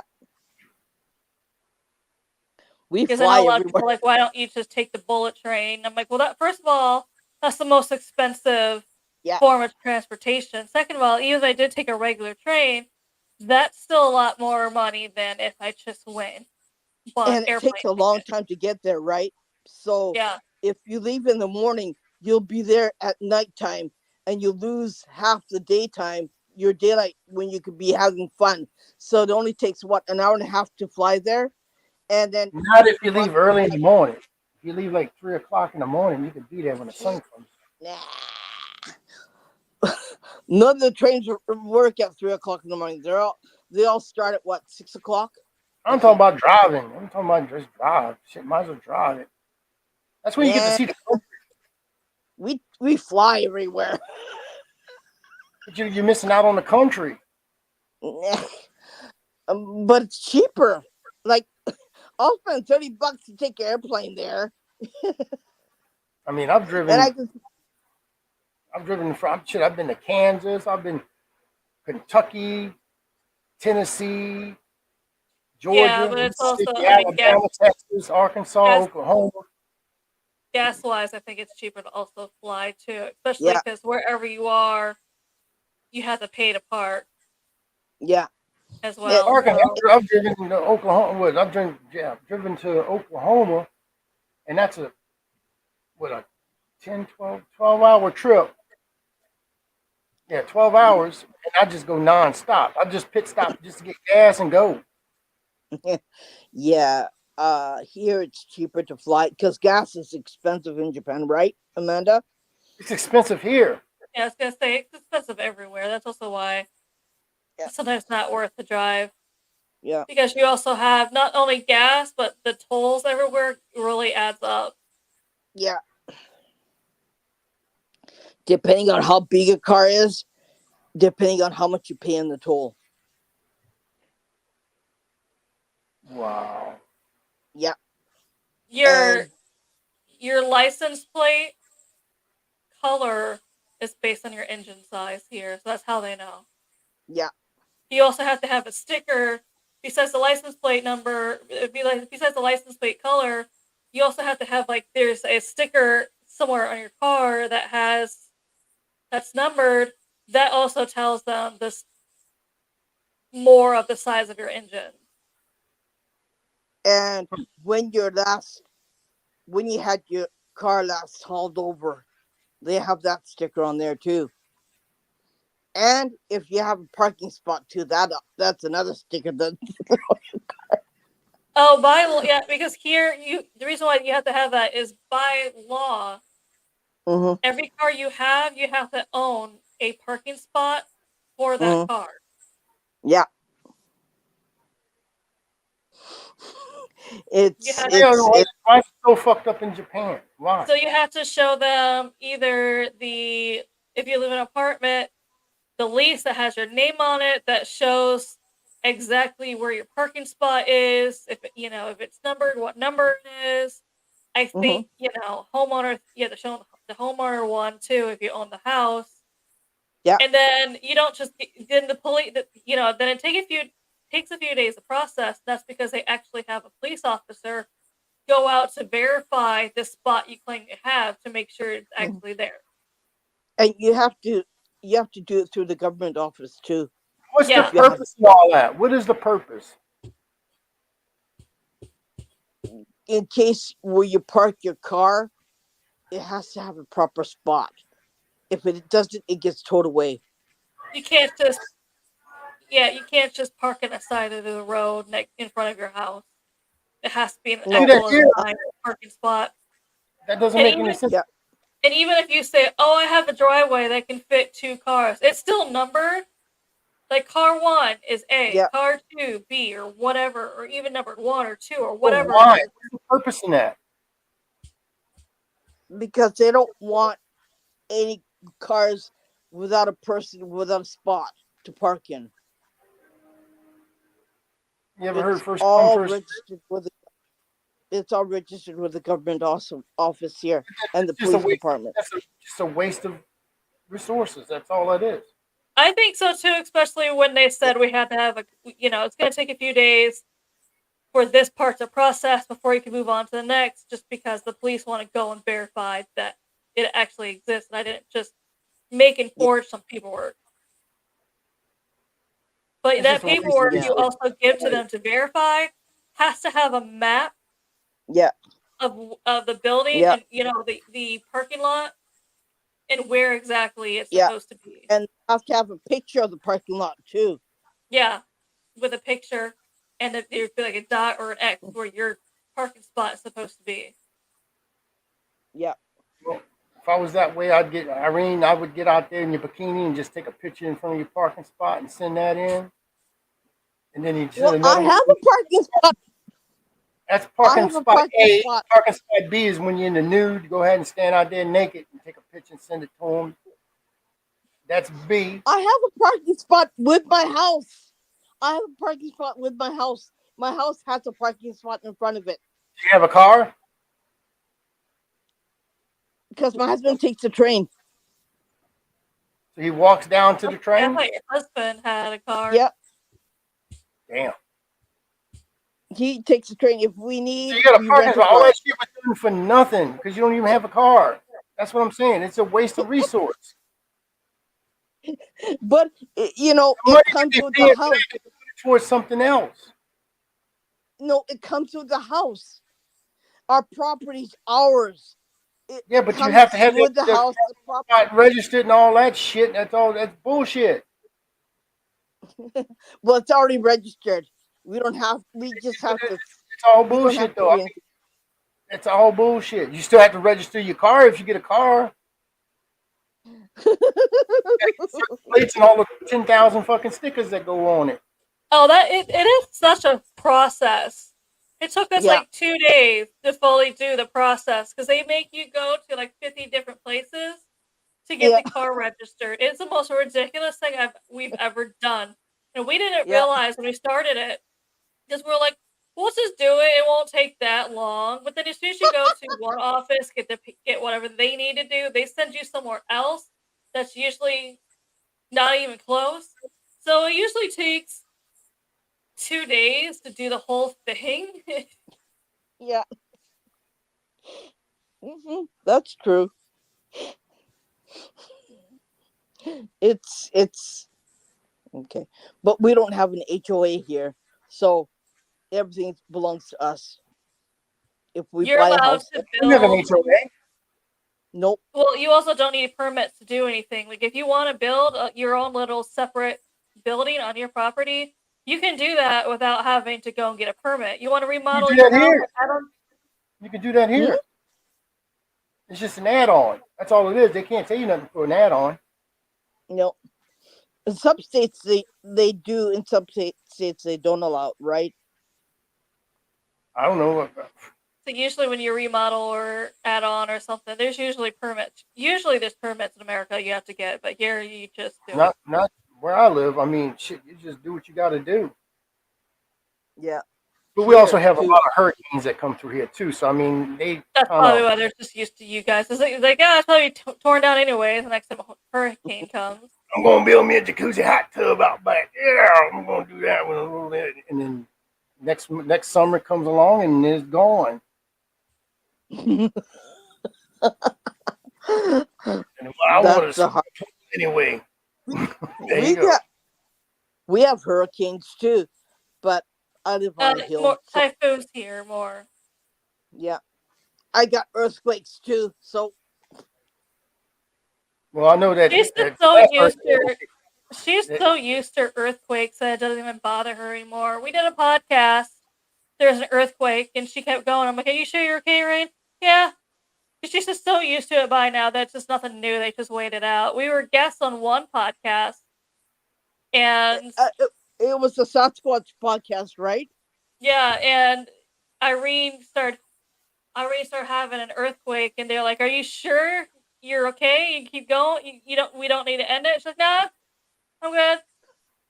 And I was just holding up my china cabinet. Yeah, we're cool. You're like, "It's we've been nothing getting new. hurt. We're I mean, we've been getting earthquakes here as well Yeah. in Louisiana. Well, I've never heard people freak out. I mean, it's like, oh my god, an earthquake! Oh my god, and Yeah. people in California were laughing at us. Yeah, whatever. Look at the motherfuckers so freaking out. But because they're so used to it too." yeah, but Yeah. they had a hurricane hit their coast, and then we're laughing at them because I mean, hell, it's easy for me to drive in 2 or 3 foot flood water. I mean, I could do that. But we Mhm. get snow here, we're freaked out, man. It's like we get 2 or 3 inches of snow, we're closing schools, roads, and everything. I mean, Yeah. it's like, That's what they do here too. They do that here too. They close schools. If it's a bad hurricane, they close the school down till till the afternoon, and everyone goes to school in the afternoon till it passes. But yeah, we get bad hurricanes too. But yeah, they said, "Oh, that's a hurricane coming." Oh well, what the hell? Yeah. we had Barrel. That last one that came through was Hurricane Barrel, and that hit like the Texas coastline, and it went up, and I mean, it took out Houston and everything. I mean, it was flooding and everything. They lost power for like I don't know if they still got power. I think some places still don't have power, and that happened a few Mm. weeks ago. So I mean, it depends on where the hurricane because you got on the right side is the worst side, the left side is not bad of a hurricane Mm. here because Yeah. it's counterclockwise. Now typhoon when it's clockwise, Mhm. clockwise, so it's totally opposite. Now left side would be the worst side, and the right side would be the good side. Mhm. And I mean, whatever side the worst side is, that's where you get your tornadoes and everything else. Mhm. Because you have all those feeder bands and all that shit that's Mhm. coming, and that's what She happened with lives. Texas. She lives near the Japan seaside. In fact, in front of her window is the ocean, like right in her apartment. I have the bay right behind my apartment building, so yeah, we Yeah. see that from the balcony and the windows. It's pretty though, isn't So it? she get hit more. She'll get hit more than we do. I live on the Pacific side, so and I live a little bit inside, so we don't get as much.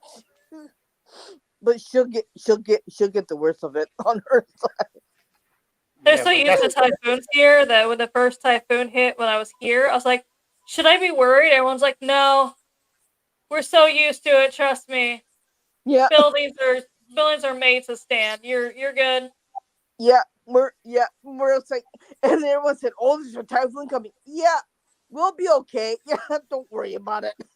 Just get plenty of water. You'll be fine. Like, okay. that's the thing that kills you here. I mean, it's not the wind, it's the Yeah, water. The water yeah, will kill you. Yeah.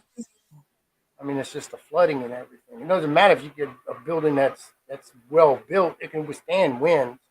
Yep. It's just the water. And Yeah. I mean, hell, look how many people died during Katrina. I mean, shit. Pretty much, I went outside and I looked at it, especially when it hit us. Luckily, I live on a sixth floor on a big hill, so they said Mhm. even if even if it did flood, more than likely it wasn't gonna hit where I was Yeah. anyway. So But it's not just that. When it hits, you're gonna lose power. Yeah. If you ain't got a backup that's the only generator, thing they say. usually Non-perishable food to eat, water, Yeah. source to drink from. Yeah. Other than get that, some of they're that like, you're coon ass caviar. You know what coon ass caviar is, right? Nope. It's pot of meat. You get pot of meat in a can. It's called Ooh. pot of, and that's coon ass caviar. Ooh. No like I thanks. said, worst case scenario here. I call my little oven the easy bake oven, just because it is an adult easy bake oven. Because I was like, first of all, it's so small. It only fits like a 4-tin muffin pan. That's how small it is. So, because everyone's just like, why don't you make meals for your family in it, like casseroles? I'm like, I can't. It's not big enough. It's not. You need to tell your husband get your damn stove in that place. I mean, it's so like you can on the stove. If there's a 3-burner stove, there's also a fish I got a broiler. 5 burner stove. I was like, worst case scenario, I can make something on the stove because even the power is out, the gas Yeah. still works, and the stove will still work because it doesn't. The stove, my stove, does not run on electricity. It runs on a D battery. That's also why I call it the easy bake oven. It runs on a Yeah. fucking D battery. You need to get Yeah. that shit out of there. And I was so confused when But they first set it up because they haven't because the gas guy was there before What the do you do power for people. Thanksgiving? I mean, what do you do there? Put a chicken leg in there and then say, there you go.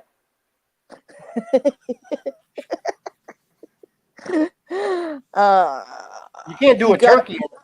No, you no can't really. I mean, no I wouldn't want to buy a turkey over here anyways. Just, I mean, you either can't find it because turkeys they have to ship in. We don't have any turkeys yeah living anywhere in Japan, so they have to ship turkeys it from overseas. And Irene turkeys can tell co- you, a turkey just costs way too much money. it costs about a couple $100 to buy turkey in Oh, I Japan. get a turkey. Uh Shit, I get a turkey. If I spend over $15 and I get pissed off. And then the turkey's got to it's be, because I do big turkeys, like a bacon yeah turkey. I do yeah my bacon turkey. That's got to be at least 23 and a half pounds.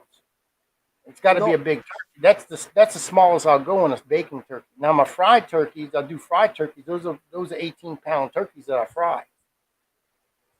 ours are only this big and Leg on the turkey that I cook.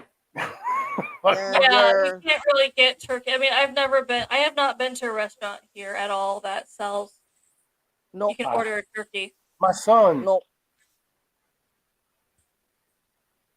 is my son. They're trying to get me to move to Japan. yeah you should come. They'd visit you in Japan. You gotta come and visit us. You Anthony's can got see his with own me. forest he goes there. He doesn't go. I don't know what they call it over there. He's got his own forest he goes to. And that shit's big Mhm. on it. You gotta But I come and can't. stay with us. Why, man? You get what the fuck? You gonna cook me a chicken leg?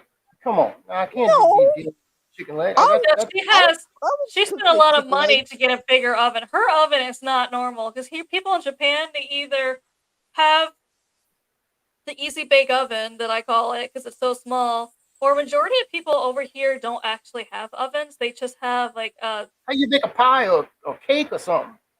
I no, bake because a cake. most households don't have ovens over here. They'll have like the stove. Only They'll my have like a house has. stovetop and a fish broiler, and Yeah. maybe like a rice cooker, and that's it. Shit. Can't be dealing Okay, with that. turning. No. I got a crock There, pot. that's my Toaster oven oven. right there. The fuck is that? A That costs microwave? about 1,500 grand. That's about $1,500. That's a microwave. No, it's a My microwave microwave is convection bigger than that. oven. Yes, because My they toaster microwave. oven. Huh? That's her oven, she said. Yep. Toaster oven. Yeah. That's what I got. I got one of them toaster ovens. I cook in these little pizzas in there. The Red Baron Nope. pizzas. I put in there. I cook my turkey in there and I bake my cookies in it. How the hell do you bake? No, that looks like a microwave. That's about the same size toaster oven I got. This is And what I that's used to bake my cookies on it. That's my Yeah. that's my round oven. That's when I just don't give a shit. Don't want to turn on the big oven. That's as big as they get. I got a 3-racker, man. This thing got 3 racks in it. Man, this thing self-cleaning and everything. I ain't gotta do shit. But yeah, I gotta get a replacement for that one. That one's getting too Yeah, you old. need to get a fucking stove in there.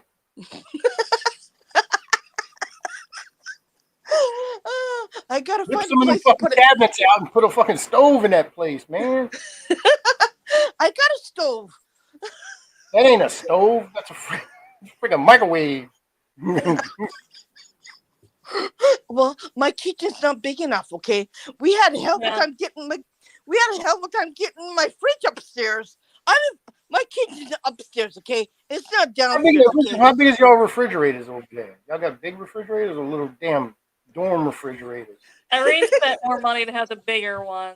yeah, It's the same size as a dorm refrigerator, huh? that's my refrigerator right there. It's just filled with everything. Ice. Damn, that's one side of my refrigerator right there. Chilled. And I got a deep freezer. I do too. How big is that I one? got one.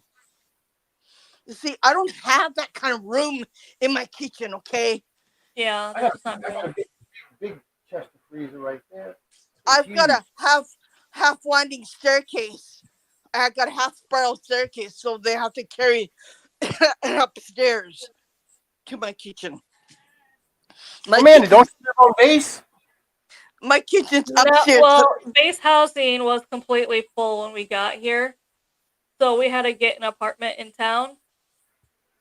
I'd be looking into getting a base house because I know them houses on them bases got a regular stove in them places. They probably got a regular refrigerator in there. Well, Irene, they want to see your kitchen. Amanda has to come to this side. Nancy wants to see that kitchen. Show her your kitchen. Show her the microwave oven. She calls that the oven. Who, me? Yeah, show her the oven. Nancy wants to see your kitchen. This is my kitchen right here. That's it. This is the kitchen. This is They the should whole. actually have some storage. They usually don't have that much storage. The storage is on down below. Yeah, that's my why kitchen. Japanese people are small because they don't eat. But No place I to got cook. a big bathroom. I got a big bathroom. I got a big bathtub. That's about it. Yeah, she got a nice toilet. I seen her toilet.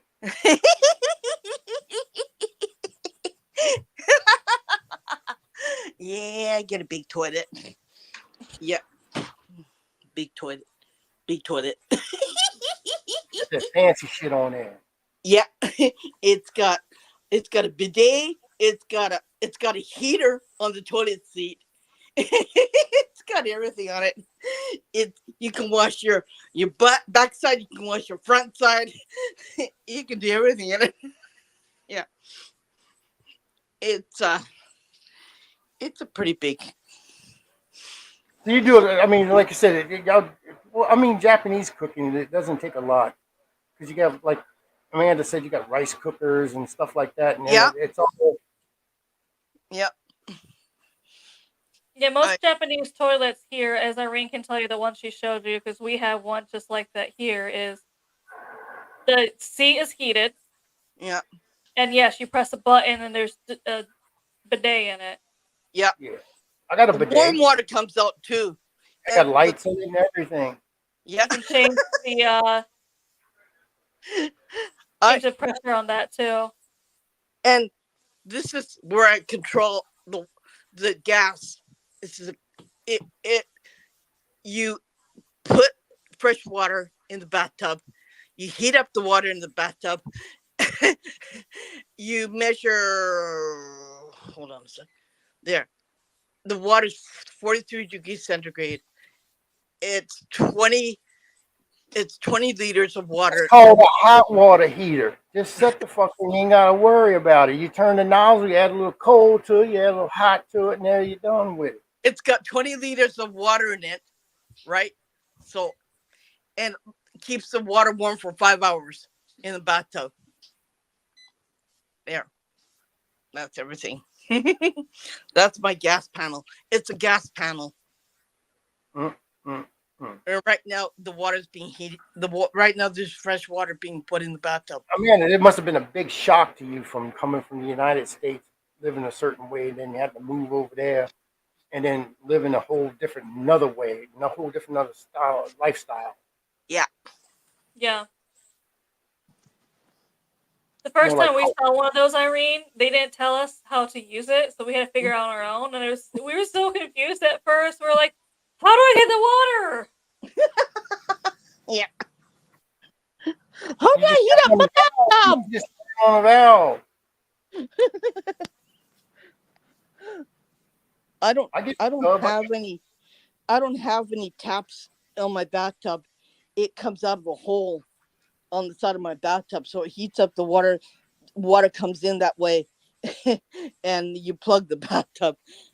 But I don't have any faucets on my bathtub. gotta have faucets. Gotta have faucets. Well, be you able to just control it. control it through that box, though, and that's why Through as that an box. I American, want we to first. be able to control it with my hands. I want to be able to see what I'm doing. Yeah, I feel they don't have that over. They don't. Some of them don't have that over here. So the first time we saw that box, we're like, okay, how do I do this? Yeah. I'll show you just a second. Wait, hold on. Coming downstairs, coming in the laundry room, going through. So when y'all coming back to the States, Amanda, or are you coming back to the States? We are hoping to. It's going to be probably October next year, but we're Mhm. hoping to get somewhere else in Japan. So either stay here or be at that base closer to Irene. We're more hoping to be in the base closer to Irene, especially like travel wise. Yeah, The place we want to visit in Japan is obviously it'd make a lot more sense to be up there near Tokyo to visit places up there compared to down here. yeah. It's called Yokota. So did you learn the language, Amanda, or are you still learning the language? We're still learning it. Luckily, because it's a smaller town and it used to Americans being here. Yeah. They have English. They usually have English menus because they're just so used to foreigners around here. Yeah. But it's great for their economy. Yeah. See, Howard, this is where the hot water comes up to fill the bathtub. And I couldn't deal with that. I couldn't this deal is with the that. plug of the bathtub. You wash outside here and you bathe in here to warm up. Yeah, you're supposed to rinse your body off first before getting inside. Yeah. Why? And my gas. That's called a shower. Yeah, my but God. it's because they don't usually drain the water, so that's No. why you rinse your body and then get in the bath. Well, how the hell? That's bath water. You sitting there, you're soaking your asshole in there. You're supposed to empty that water out. No, you wash here first. I mean, you want a bubble bath. You can't have You a don't bubble have bath. bubble baths. Like I said, have a bubble bath.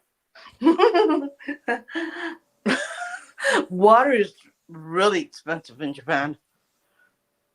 No, you can't do it. I understand, Nancy. I can't do it either. I might as well live in the backyard. Shit, get a hose pipe or something. Fuck. Water is really expensive in Japan. Why? It's all it is. I don't pay nothing for my water. It's called a well. You know, you put a well motor in there. Only thing you got to pay is electricity to bring the water up. Gas is really expensive too, because Yeah. you buy everything. We don't have natural resources here, so we have to buy everything.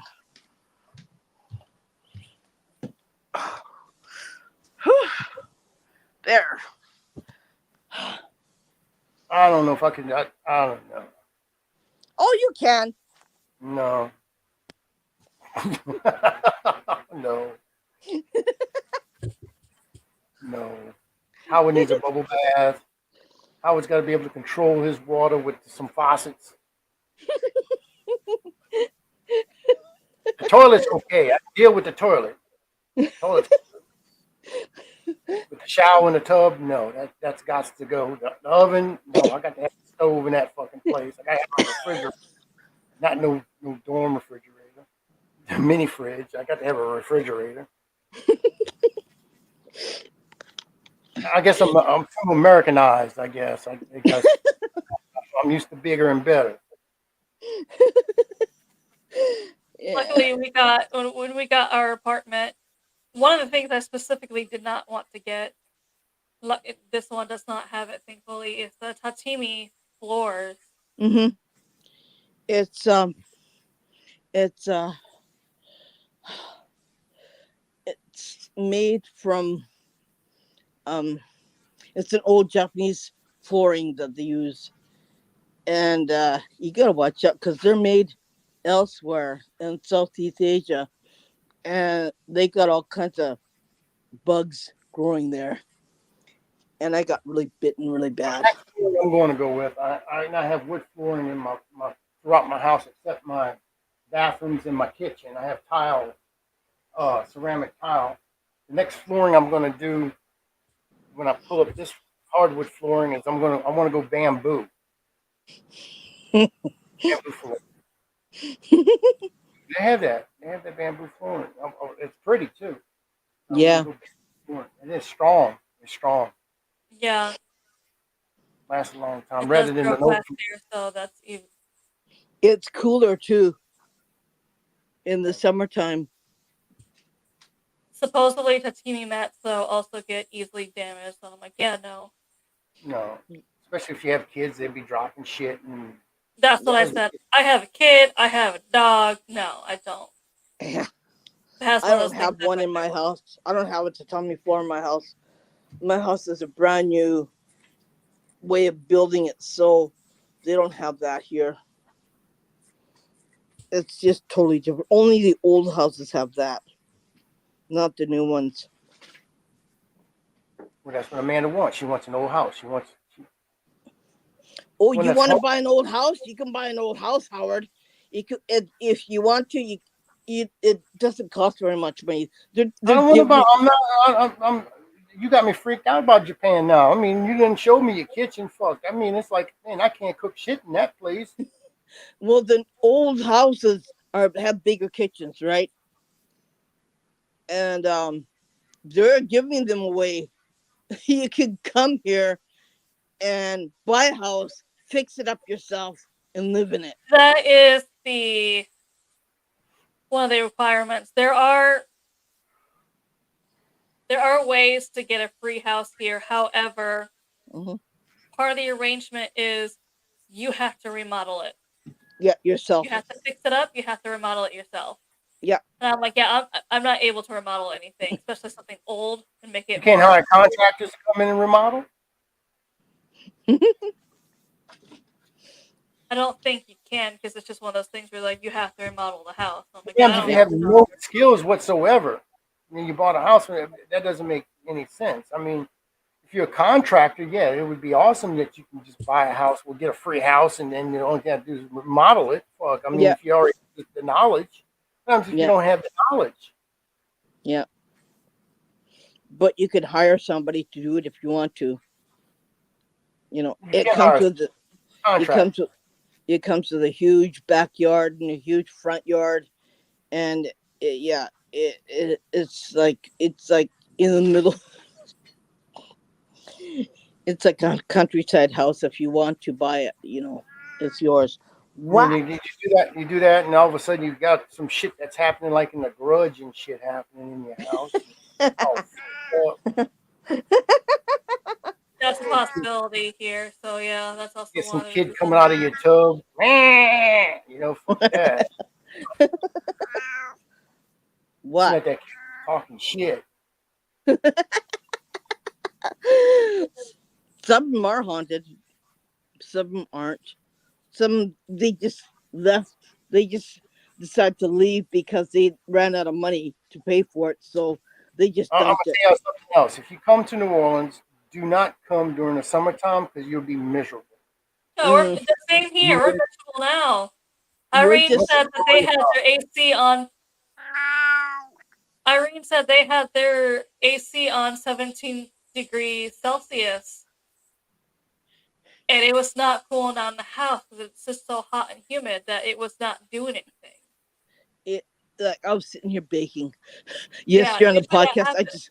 I was going, can't breathe, can't breathe. So, fun fact about Irene's that cat. That cat is 26, about to be 27 human years old. Yeah. It's a young cat. My friend told me that he has the spirit of this child that I lost, and so he lives in this cat. That was what I was told. What's the age human and cat years? What's the difference in human and Six, cat? 6 six. years? Yeah. They're not even sure, Nancy. Is even the vet. She took her cat to the vet. And the vet is like, I don't even know what to do with this cat. Like, what am I supposed to do? I can't give it shots anymore because the cat's not supposed to be living this long. So what am I gonna do? Like he went back to his veterinary books, his books that he has, and he goes, no, no, no, can't do this. Can't do that. He's not supposed to be living. He's supposed to be dead. And I said, well, you tell him that. So The longest living cat in the world, the record is 38. he's got cataracts in his eyes. He can't see, but he can. But he still walks downstairs and goes all over the place and goes to the toilet, cat sandbox. He does everything all by himself. So I See, don't I got know. a cat that thinks it's a dog. We got all dogs. Cat was my daughter's, so I'm not gonna get rid of it because it was my daughter's cat. Yeah. And yep, that cat thinks it's a fucking dog. It barks. Have you ever seen a cat bark? Mine does. It's in cat language, but he tries to bark. I'm assuming it was raised with dogs. Yeah, my cat was raised with dogs. Yeah. Her cat. It was her cat, and it was here. Yeah, we have all. I got 3 pit bulls. I got a border collie. I got a Jack Russell, and I got what is it? Like a beagle hound dog. Like it's a mix. Like a Color. Heinz 57, right? Yeah, she's a fat dog. She got short legs. She looks like a football. A big football with legs. What you feeding her, Howard? That dog, they eat all the time. That son of a bitch there. You know where she's laying at? She's laying right in front of the refrigerator. That's where that dog is.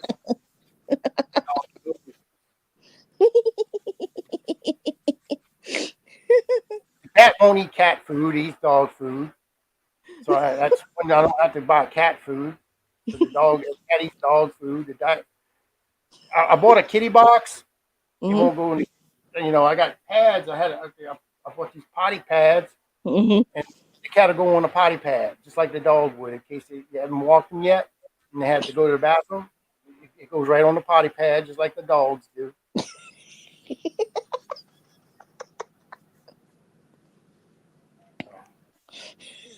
Cat thinks it's a dog.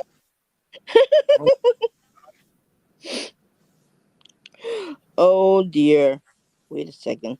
I gotta change my name.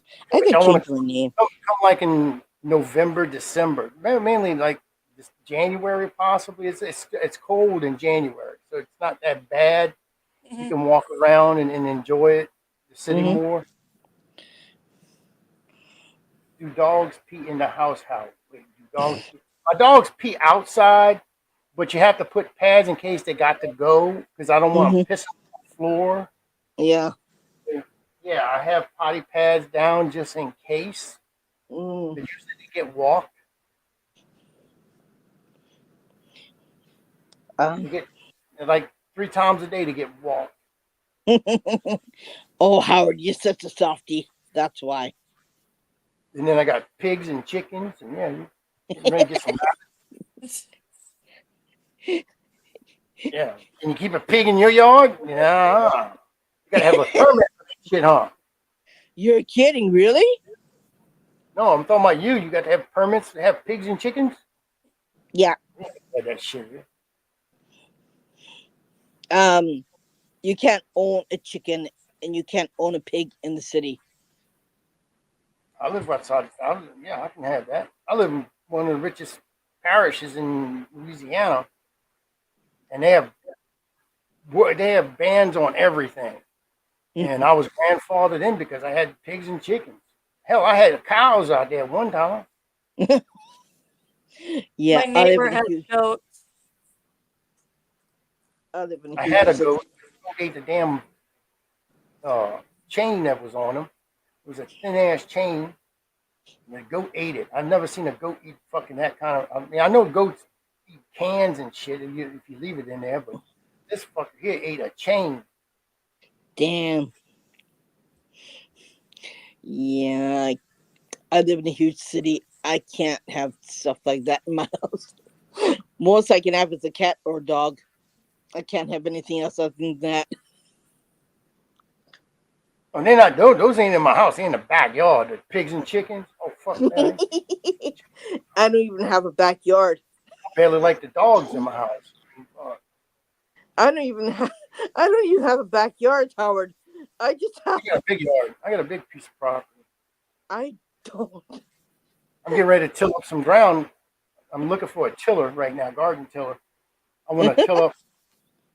I want to till up a piece of property that I got. It's going to be 50 by 100 uh, Ooh. feet. 50 by 100 feet. I'm going to till it all up, and I'm going to plant me some vegetables. I already got my cucumbers and my pumpkin already buried out there. I'm getting ready to grow some Ooh. watermelon. Nice.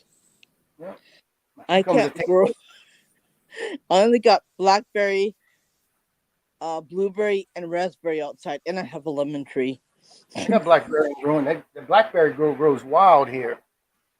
So I got blackberry all over the place. I had to buy my tree. No, they grow wild here. They don't here because I think they're not indigenous to this country. Neither are raspberries, neither are blueberries. They're introduced, Hmm. so they don't grow wild here. You see, something ever happens like the apocalypse or something. See, I call it the Triple P Ranch in my back there. The Triple P Ranch. It's Petre's Pigs and Poultry. And I got freaking bacon and eggs. I got fucking at least a year worth of bacon and eggs back there. You should get a turkey then. Turkeys are they're a nasty creature. They are. Yeah, I was gonna say they can be pretty violent. Peacocks too. People around here got peacocks. They got wild peacocks that are flying around this fucking place now. I mean, it's crazy.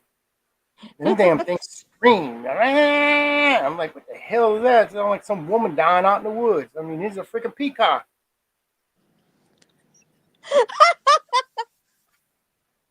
Barn owls. When I first moved to the country, I lived in the city.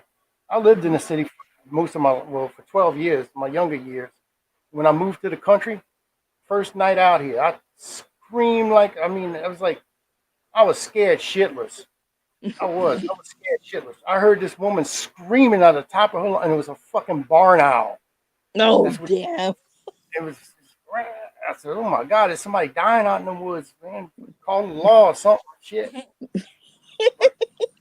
Barn Horn See, this is owl. why I don't understand why some zoos allow the peacocks to just roam free. Because I've seen videos where the peacocks will walk up to people and just start attacking for no reason. Yep. Guess what? Howard would be eating peacock that night. Then, unfortunately, because I've seen one where the person was kicked out because they're eating popcorn and the peacock walks up to them and starts attacking them for it. They kick the peacock to get it away, Hmm. and the zoo just kicks them out and bans them for it. And they're like, "It attacked me. What did you want me to do? Yeah. Let myself be attacked?" Yeah. Audubon Zoo in New Orleans let their peacocks run around like that. Jeez. We got crows, like big, huge. They But big come out black every crows. time. Yeah, they're around They come out every time that we have garbage day. Every Tuesday and Fridays, they come out and they're waiting for the people to take out the garbage, and they just Oh, go those at it. things can get as big as hawks. Yeah, they're huge. Yeah, we Yeah. got them. There's some big black crows. Yeah, They and got the yellow eyes. yeah, and they when they have hatchlings, right? They they come around and attack the kids who are coming home from school, and like they're going after them. It's a real big pain in the butt living in the Yeah, city here. you gotta watch them birds. I'll tell you what's really bad here. It's the damn squirrels. Mm, Now I'll eat a squirrel. Don't get me wrong. I eat squirrel, but mm, some bitches will attack. They don't give a shit here. They mm, they they brave. I had cherry tomatoes growing out in front of my porch. I mean mm-hmm, these cherry tomatoes. I had them in planters, and they were about 7.5 foot tall. And mm-hmm, when the cherry tomatoes come out, they look like grapes. mm-hmm, They come in a bunch, like mm-hmm. a pack of grapes. And these were still green. It was just starting to turn red, and I was going out there and water them and everything, and I was checking them out, and I was missing tomatoes. I was like, "Where the hell my tomatoes are going?"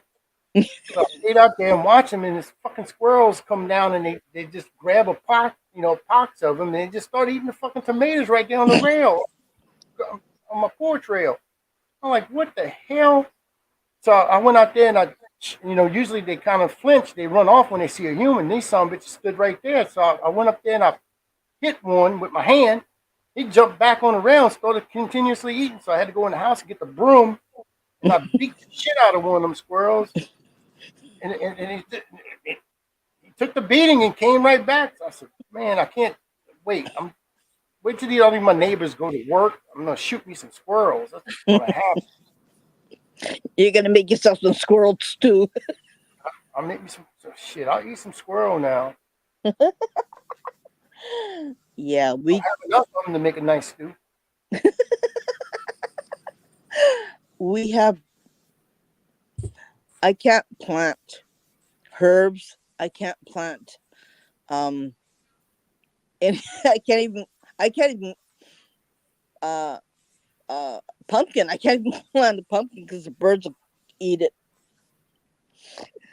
They You just gotta can't watch the wait. rabbits down here with that though. With the cucumbers, is pretty much they stay away from the cucumbers. But if you got pumpkin or watermelon or whatever, they'll Yeah, get into the pumpkins and watermelon. Rabbits and the squirrels get that. So you they'll gotta eat the seeds. They'll eat the seeds from the pumpkin. So my husband planted a whole bunch of pumpkin seeds. It's gone. It's once you gone. plant them, Hmm. you need to they dig them up and eat the seeds. Yeah.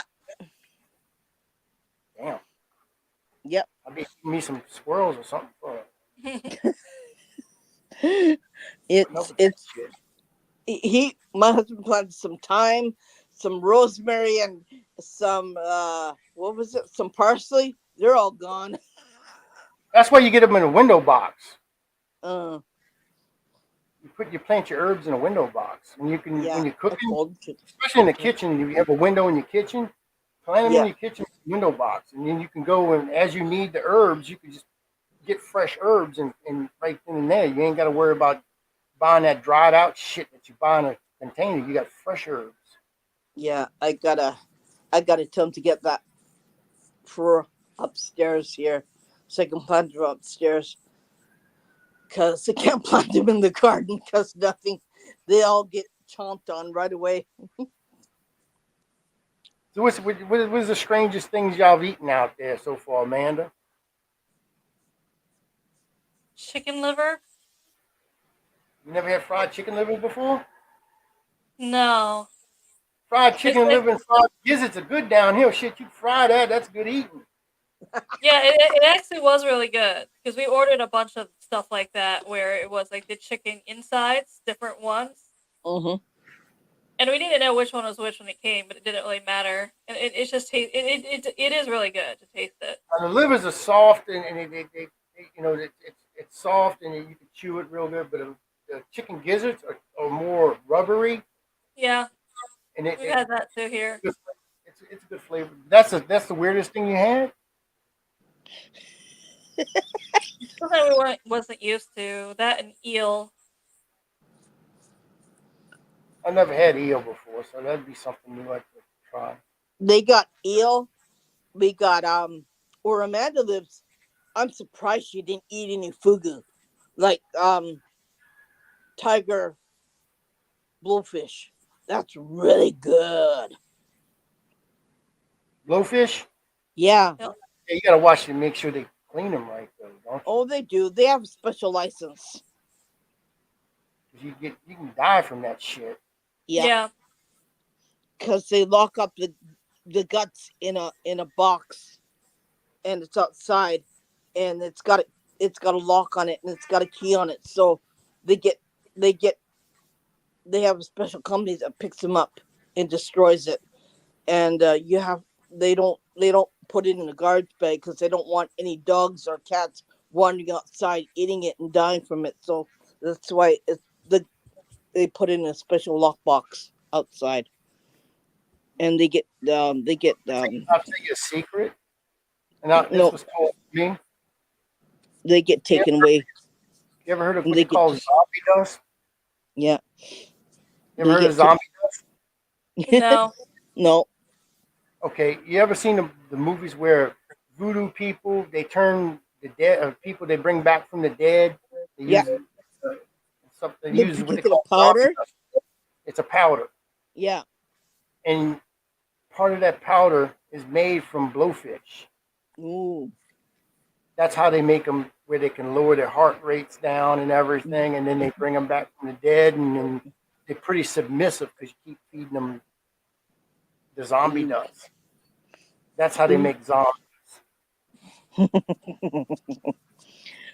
That's only on her Right. side. That's where you learn. You learn stuff like that. That's only on her side of the island where you can buy it. On this side, it costs a lot of money to buy one, but Well, go on take her a ride side, to our house and buy you a couple pounds.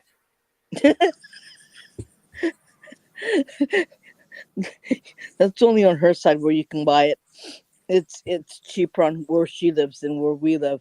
We also have out here in Japan, the like the octopus balls. What are they called? Hmm. Starts with T. Um, takoyaki. Yes. Octopus balls. Oh, they, it's like they, they cut octopus into little chunky bites, and they put a batter, and they put each chunk in a batter, and they roll it around to make like a round ball, and Oh, they okay, put it's like salt on alligator balls. it. We make alligator balls like that. It's cheap pieces, it's chunks of alligator meat, and they roll it and they fry it, Yeah. Yeah, throw it in the dough. Yeah, that's what they make alligator ball out of. they're good. They are I've good.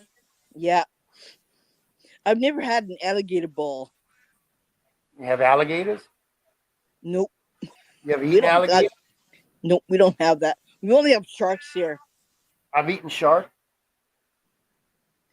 Shark's good. Yep, Tuna, yep. tilapia. I've eaten tilapia. Everybody gets tilapia, but tuna, fresh tuna, caught tuna, Mhm. uh, Oh, swordfish, mai mais. sushi Oh is yeah, so fresh here. It's caught that day. Yeah. It's usually caught the same day you ate it, not the day before. Yeah, that's Louisiana, baby. You live right there in the Gulf. I mean, shit, you get fresh shrimp, you get fresh seafood all the time. Yeah. They got people on the side of the road. They go in that morning, and you buy that afternoon. Mm-hmm. Yeah. Oysters, everything. Yeah, you get shit. Everything's fresh. Instead And of on going like Japan Louisiana, seaside, you can get really nice crab. Like, you buy it off the boat here. yeah. Literally, when they pull in, you can buy it straight off the boat.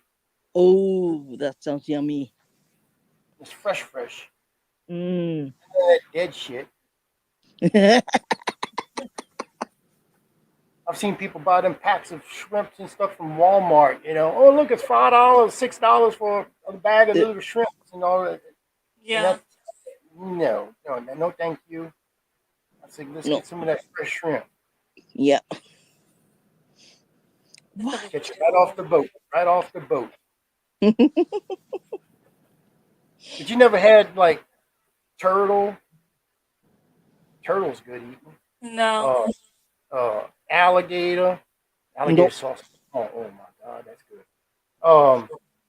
I'll eat just about anything. I won't eat is raccoon because that's out of respect. Coon ass. I'm a coon ass, baby. I ain't doing that. No. That's my people. Coons, we don't. And then I won't eat what they call them damn things. Shit. Nah, I'm brain funk. I've smelt armadillo before. I didn't try it. It didn't smell too good. Possum. I won't eat fucking possum at all. I won't touch a fucking possum. I don't give a shit how you cook it, where you cook it, whatever. Possum. Two things what a possum does. Possum. The first thing that it does, it eats dead people. Anything dead. Mm-hmm. So it has bad bacteria in it for one. Mm-hmm. And then the second thing is possum carries leprosy. Mm. And I'm not going to get rotten skin. No. Mm-mm. Fuck possum. I won't touch a possum. But I've eaten just about everything else. Oh, they could serve you snake here. Yeah, In snake's the good. northern parts, they have barbecue snake, Mm-hmm. and one of them that they have is the habu. It's the most poisonous snake that they have in Japan. It's not that. It's not very big. It's almost like it's about this big.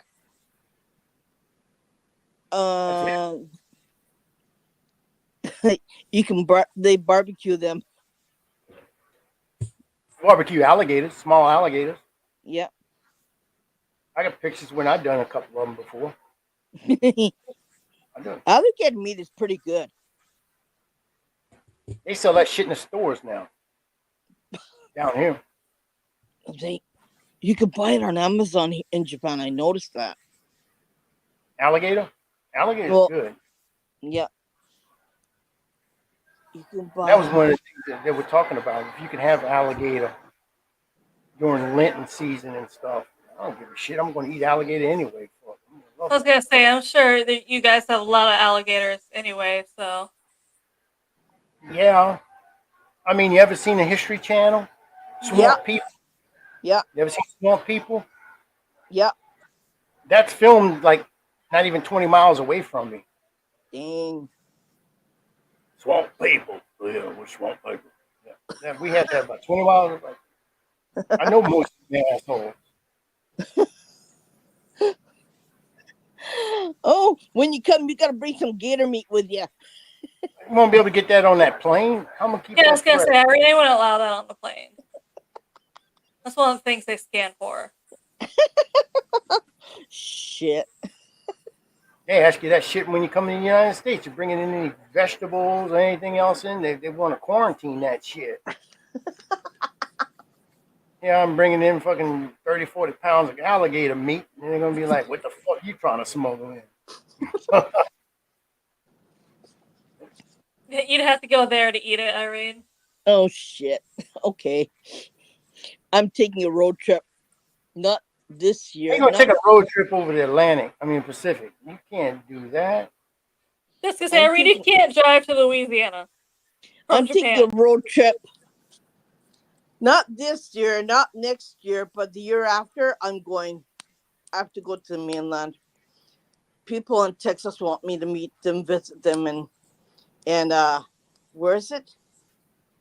West Virginia. I have to go there too. So You're going to You're Texas, gonna then be West here for a Virginia. while. You're gonna be here a while just driving. So hopefully you don't think it's gonna be a quick trip. No, you yeah, gotta fly. You gotta probably fly in. What you might be able to fly in from Japan to California, and then from Mm. California you would have to take a connecting flight out to Texas, and then from Texas, once you visit there, you're not driving to West Virginia because that's halfway across the country. So that's about maybe a 3 or 4 hour flight, just hmm flight. That's not driving.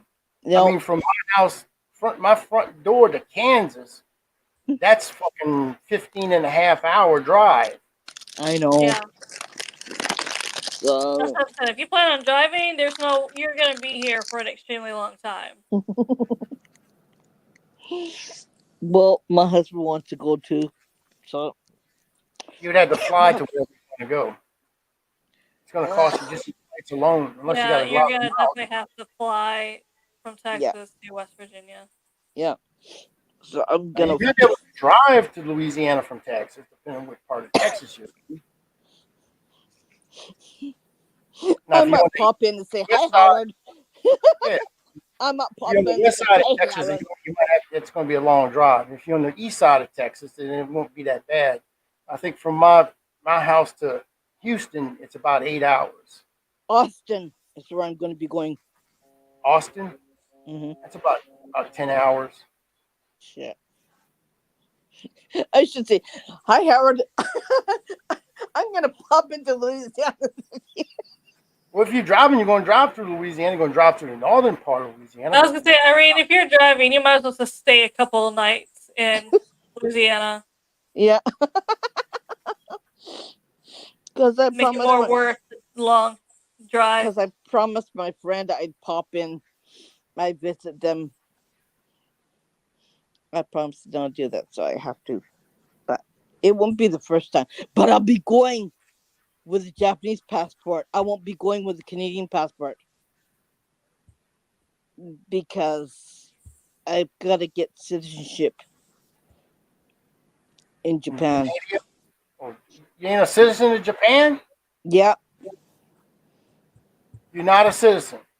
no, I have an immigrant visa, Where the fuck do you come from? Canada. Canada. You're Canadian.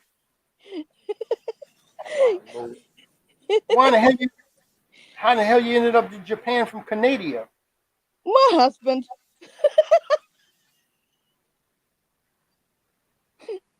Y'all have one of them arranged marriages or something? What happened? no, he just went to Canada as as a working visa from But Japan. he's Japan. He's Yeah, Japanese. yeah. Okay. So And you lived in Canada. You was a Canadian. yeah, And then you married him, and then you had to move to Japan. And well, actually, if you did that in the United States, you would be a citizen. yeah. You'd already be a citizen in the United States because once you marry, your visa changes to you're Americanized. Well, not in Japan. It's not like Jackie, that here. Jackie could tell you. My wife, Jackie, could tell you. She was from Kenner, Louisiana. I married her. Now she's an American. I was gonna say, I don't know if that's how it works because don't you have to have like the K1 visa first hmm hmm to get married? So you have Yeah. 90 days to get married after it's issued. hmm So I don't know how that works either. Just so gonna say, I watched a lot of 90 Day Fiance where it's one of those they had to apply for the Yeah, they K1 want to visa investigate. They want to finally got investigate. the when they finally got the K1 visa approved. They had like 90 days to get married. yeah. But they want to So investigate as well because they want to make sure that you're not marrying them just to give them citizenship. yeah, I They want to know. make sure that you Yeah, are that's why being. there's interviews you have to go through. They said it's a long process with many And then I have to give up interviews. my Canadian passport because they only allow one citizenship in Japan. They Yeah. don't allow dual citizenship in Japan. Which that would suck. Unless I Well, how hire a does it work lawyer. with you, Amanda? I mean, you're an American citizen and you're living in Japan. It's because your husband's in the service. Yeah, we have that. We have a visa for that. So we have like a temporary resident visa, but my passport's still an American passport. Hmm. They're telling us now we have to get a passport. We have to get a passport now. You have to? Have to. Yeah, 'Cause they're starting to. You either have to get a passport or you have to get some kind of it's a stupid star in your driver. It's on star your in your driver's driver's license, which is the same thing as the. You have to have shown like all this identification too. Mm, But it's like it's the same identification I think as you get your passport. So you might as well just get your passport or whatever. I mean, I went to go do mine, and they said, "You want your do this? You want to put your star on there now?" And I said, "What you mean?" And they said that now they're putting your passports on your driver's license. You can use your driver's license as a passport. oh, I didn't know that. And I said, well, I don't know. And Jackie's like, I don't know. I said, just give me my license. Just give me a regular license. And it doesn't cost no more than what it costs now.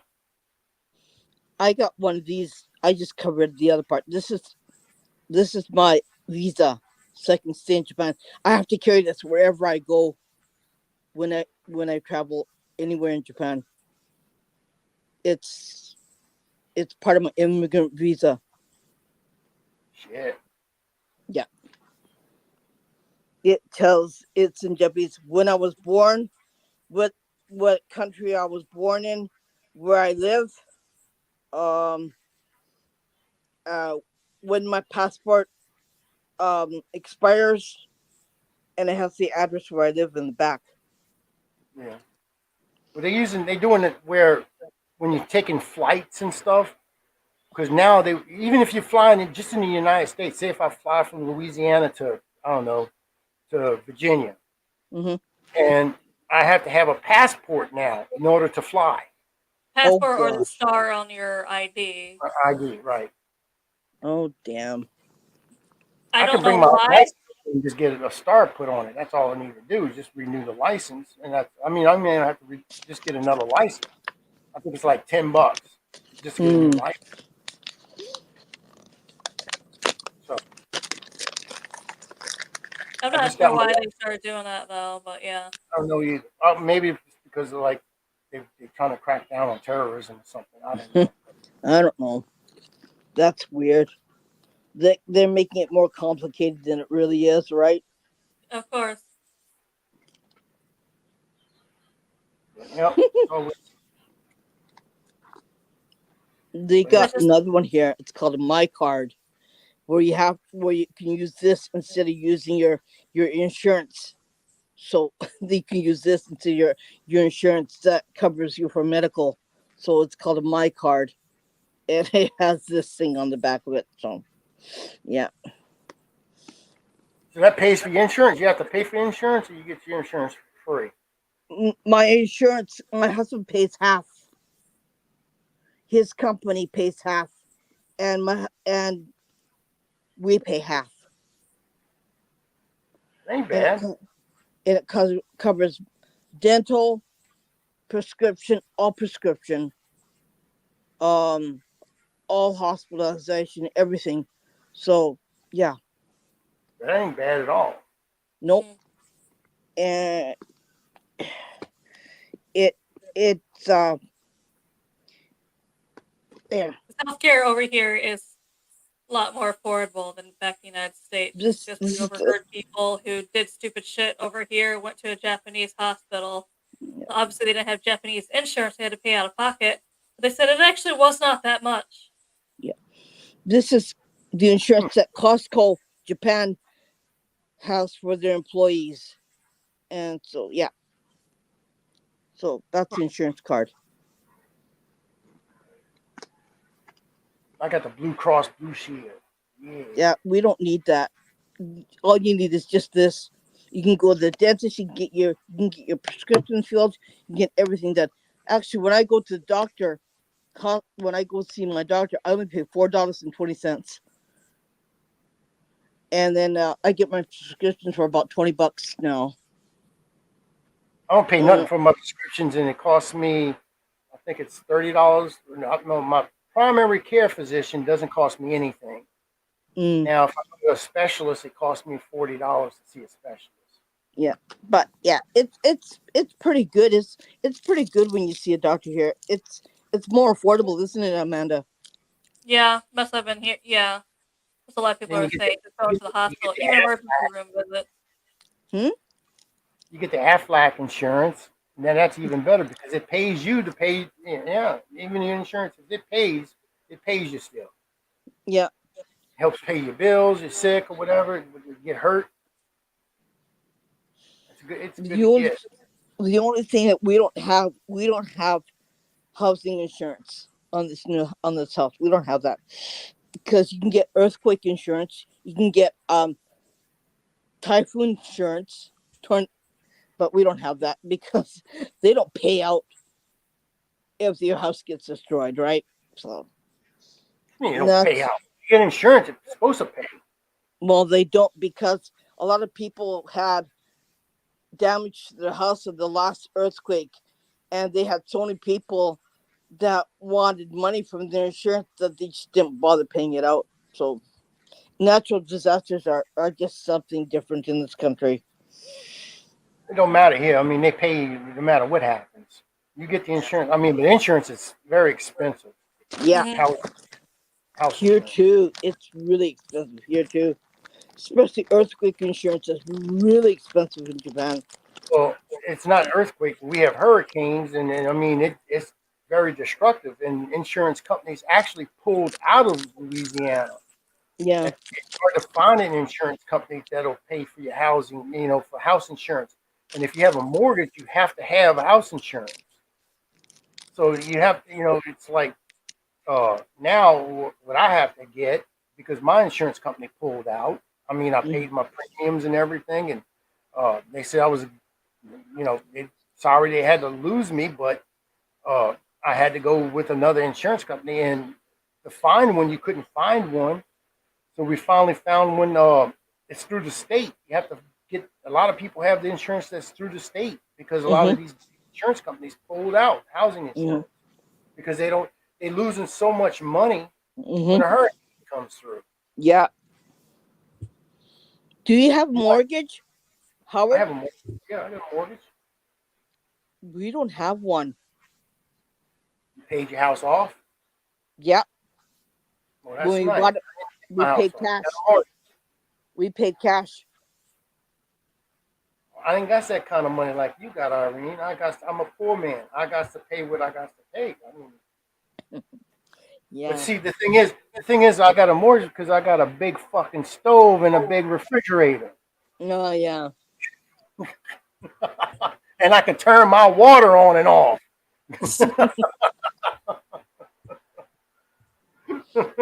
Damn.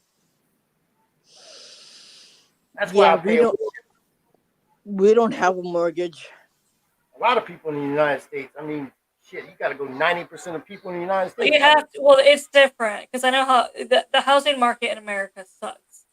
And then Irene, I think we did the math on Irene's house to American dollars, and she spent Mhm. like 32,000 American dollars on her house. Yeah, compared to American, that'd be how the price of American homes.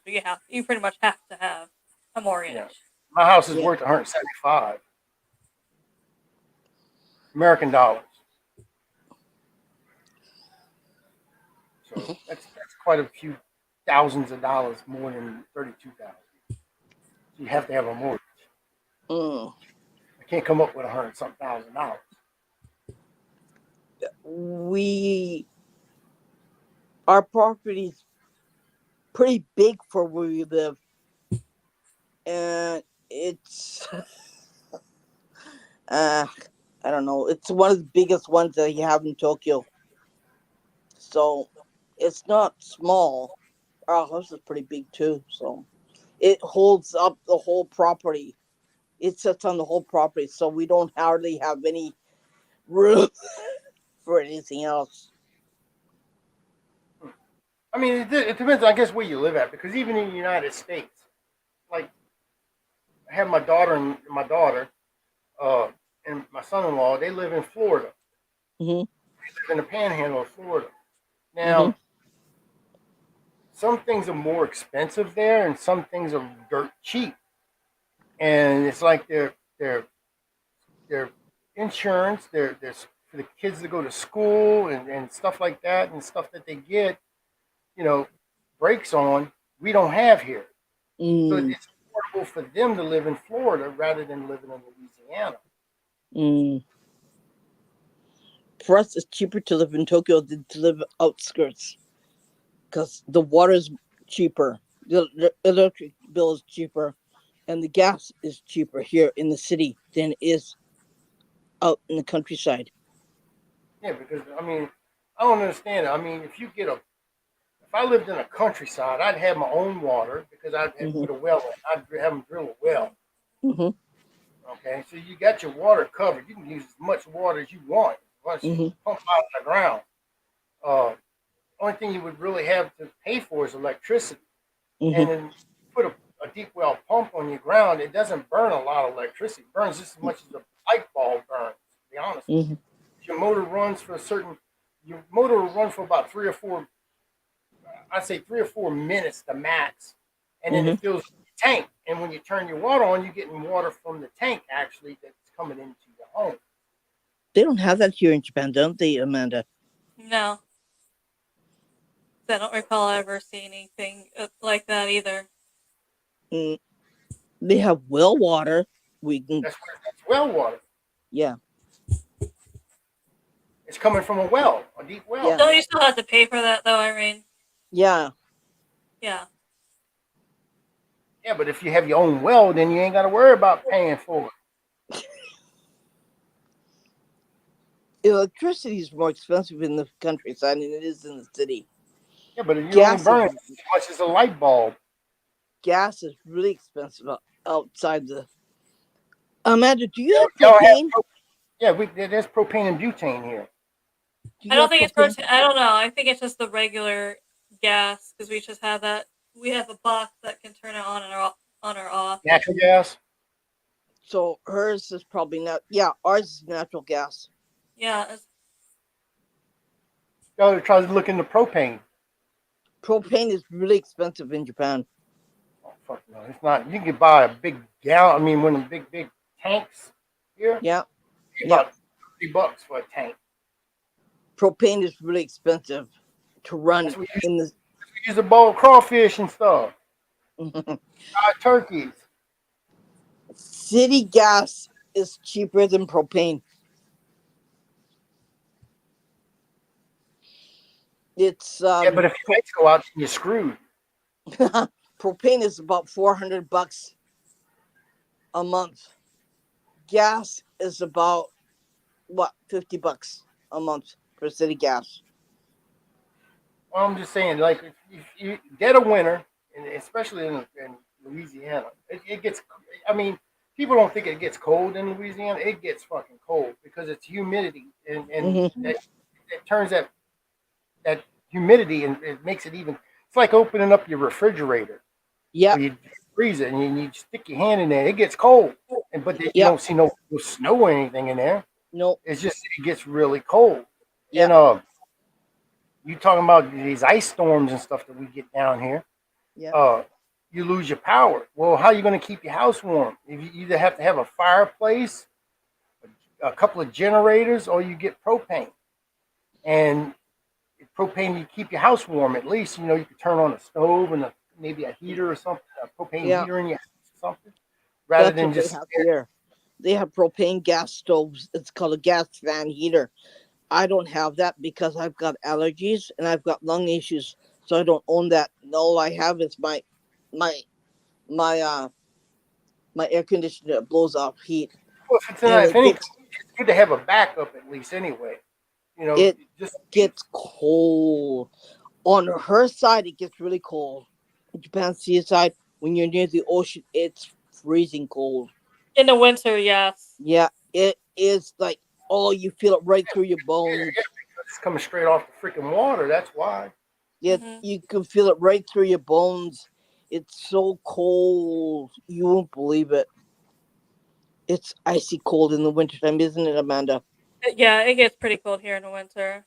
And we don't But have summer is the exact opposite, where it's like yesterday it was morning hot. 110 degrees out, 90 something percent humidity. So, Yeah, yeah. It's and it and I gets. keep telling people the humidity here is so bad that so we have Mm-hmm, one of those larger. We're given one of those larger dehumidifiers. mm-hmm, Every day we have to empty it, and and I already know when it's mm-hmm. full before I even look at the light. Just because as soon as it stops, that's when everything starts getting like looking like it's starting to get wet. And Hmm. the floor sticks to your feet. Yes, the floor be wet, looking wet. The walls look or start dripping with the wetness. Everything just That's starts getting wet with Louisiana. it. Well, yeah, welcome. You feel right at home here. You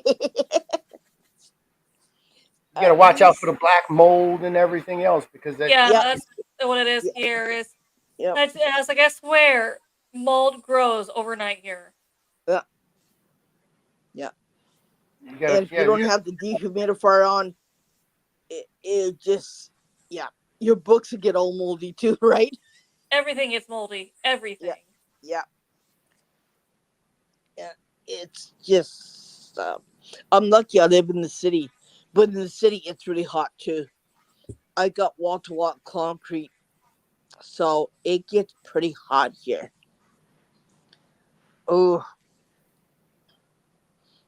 and the sun just beats down on the walls. Second. yeah, wife is coming home.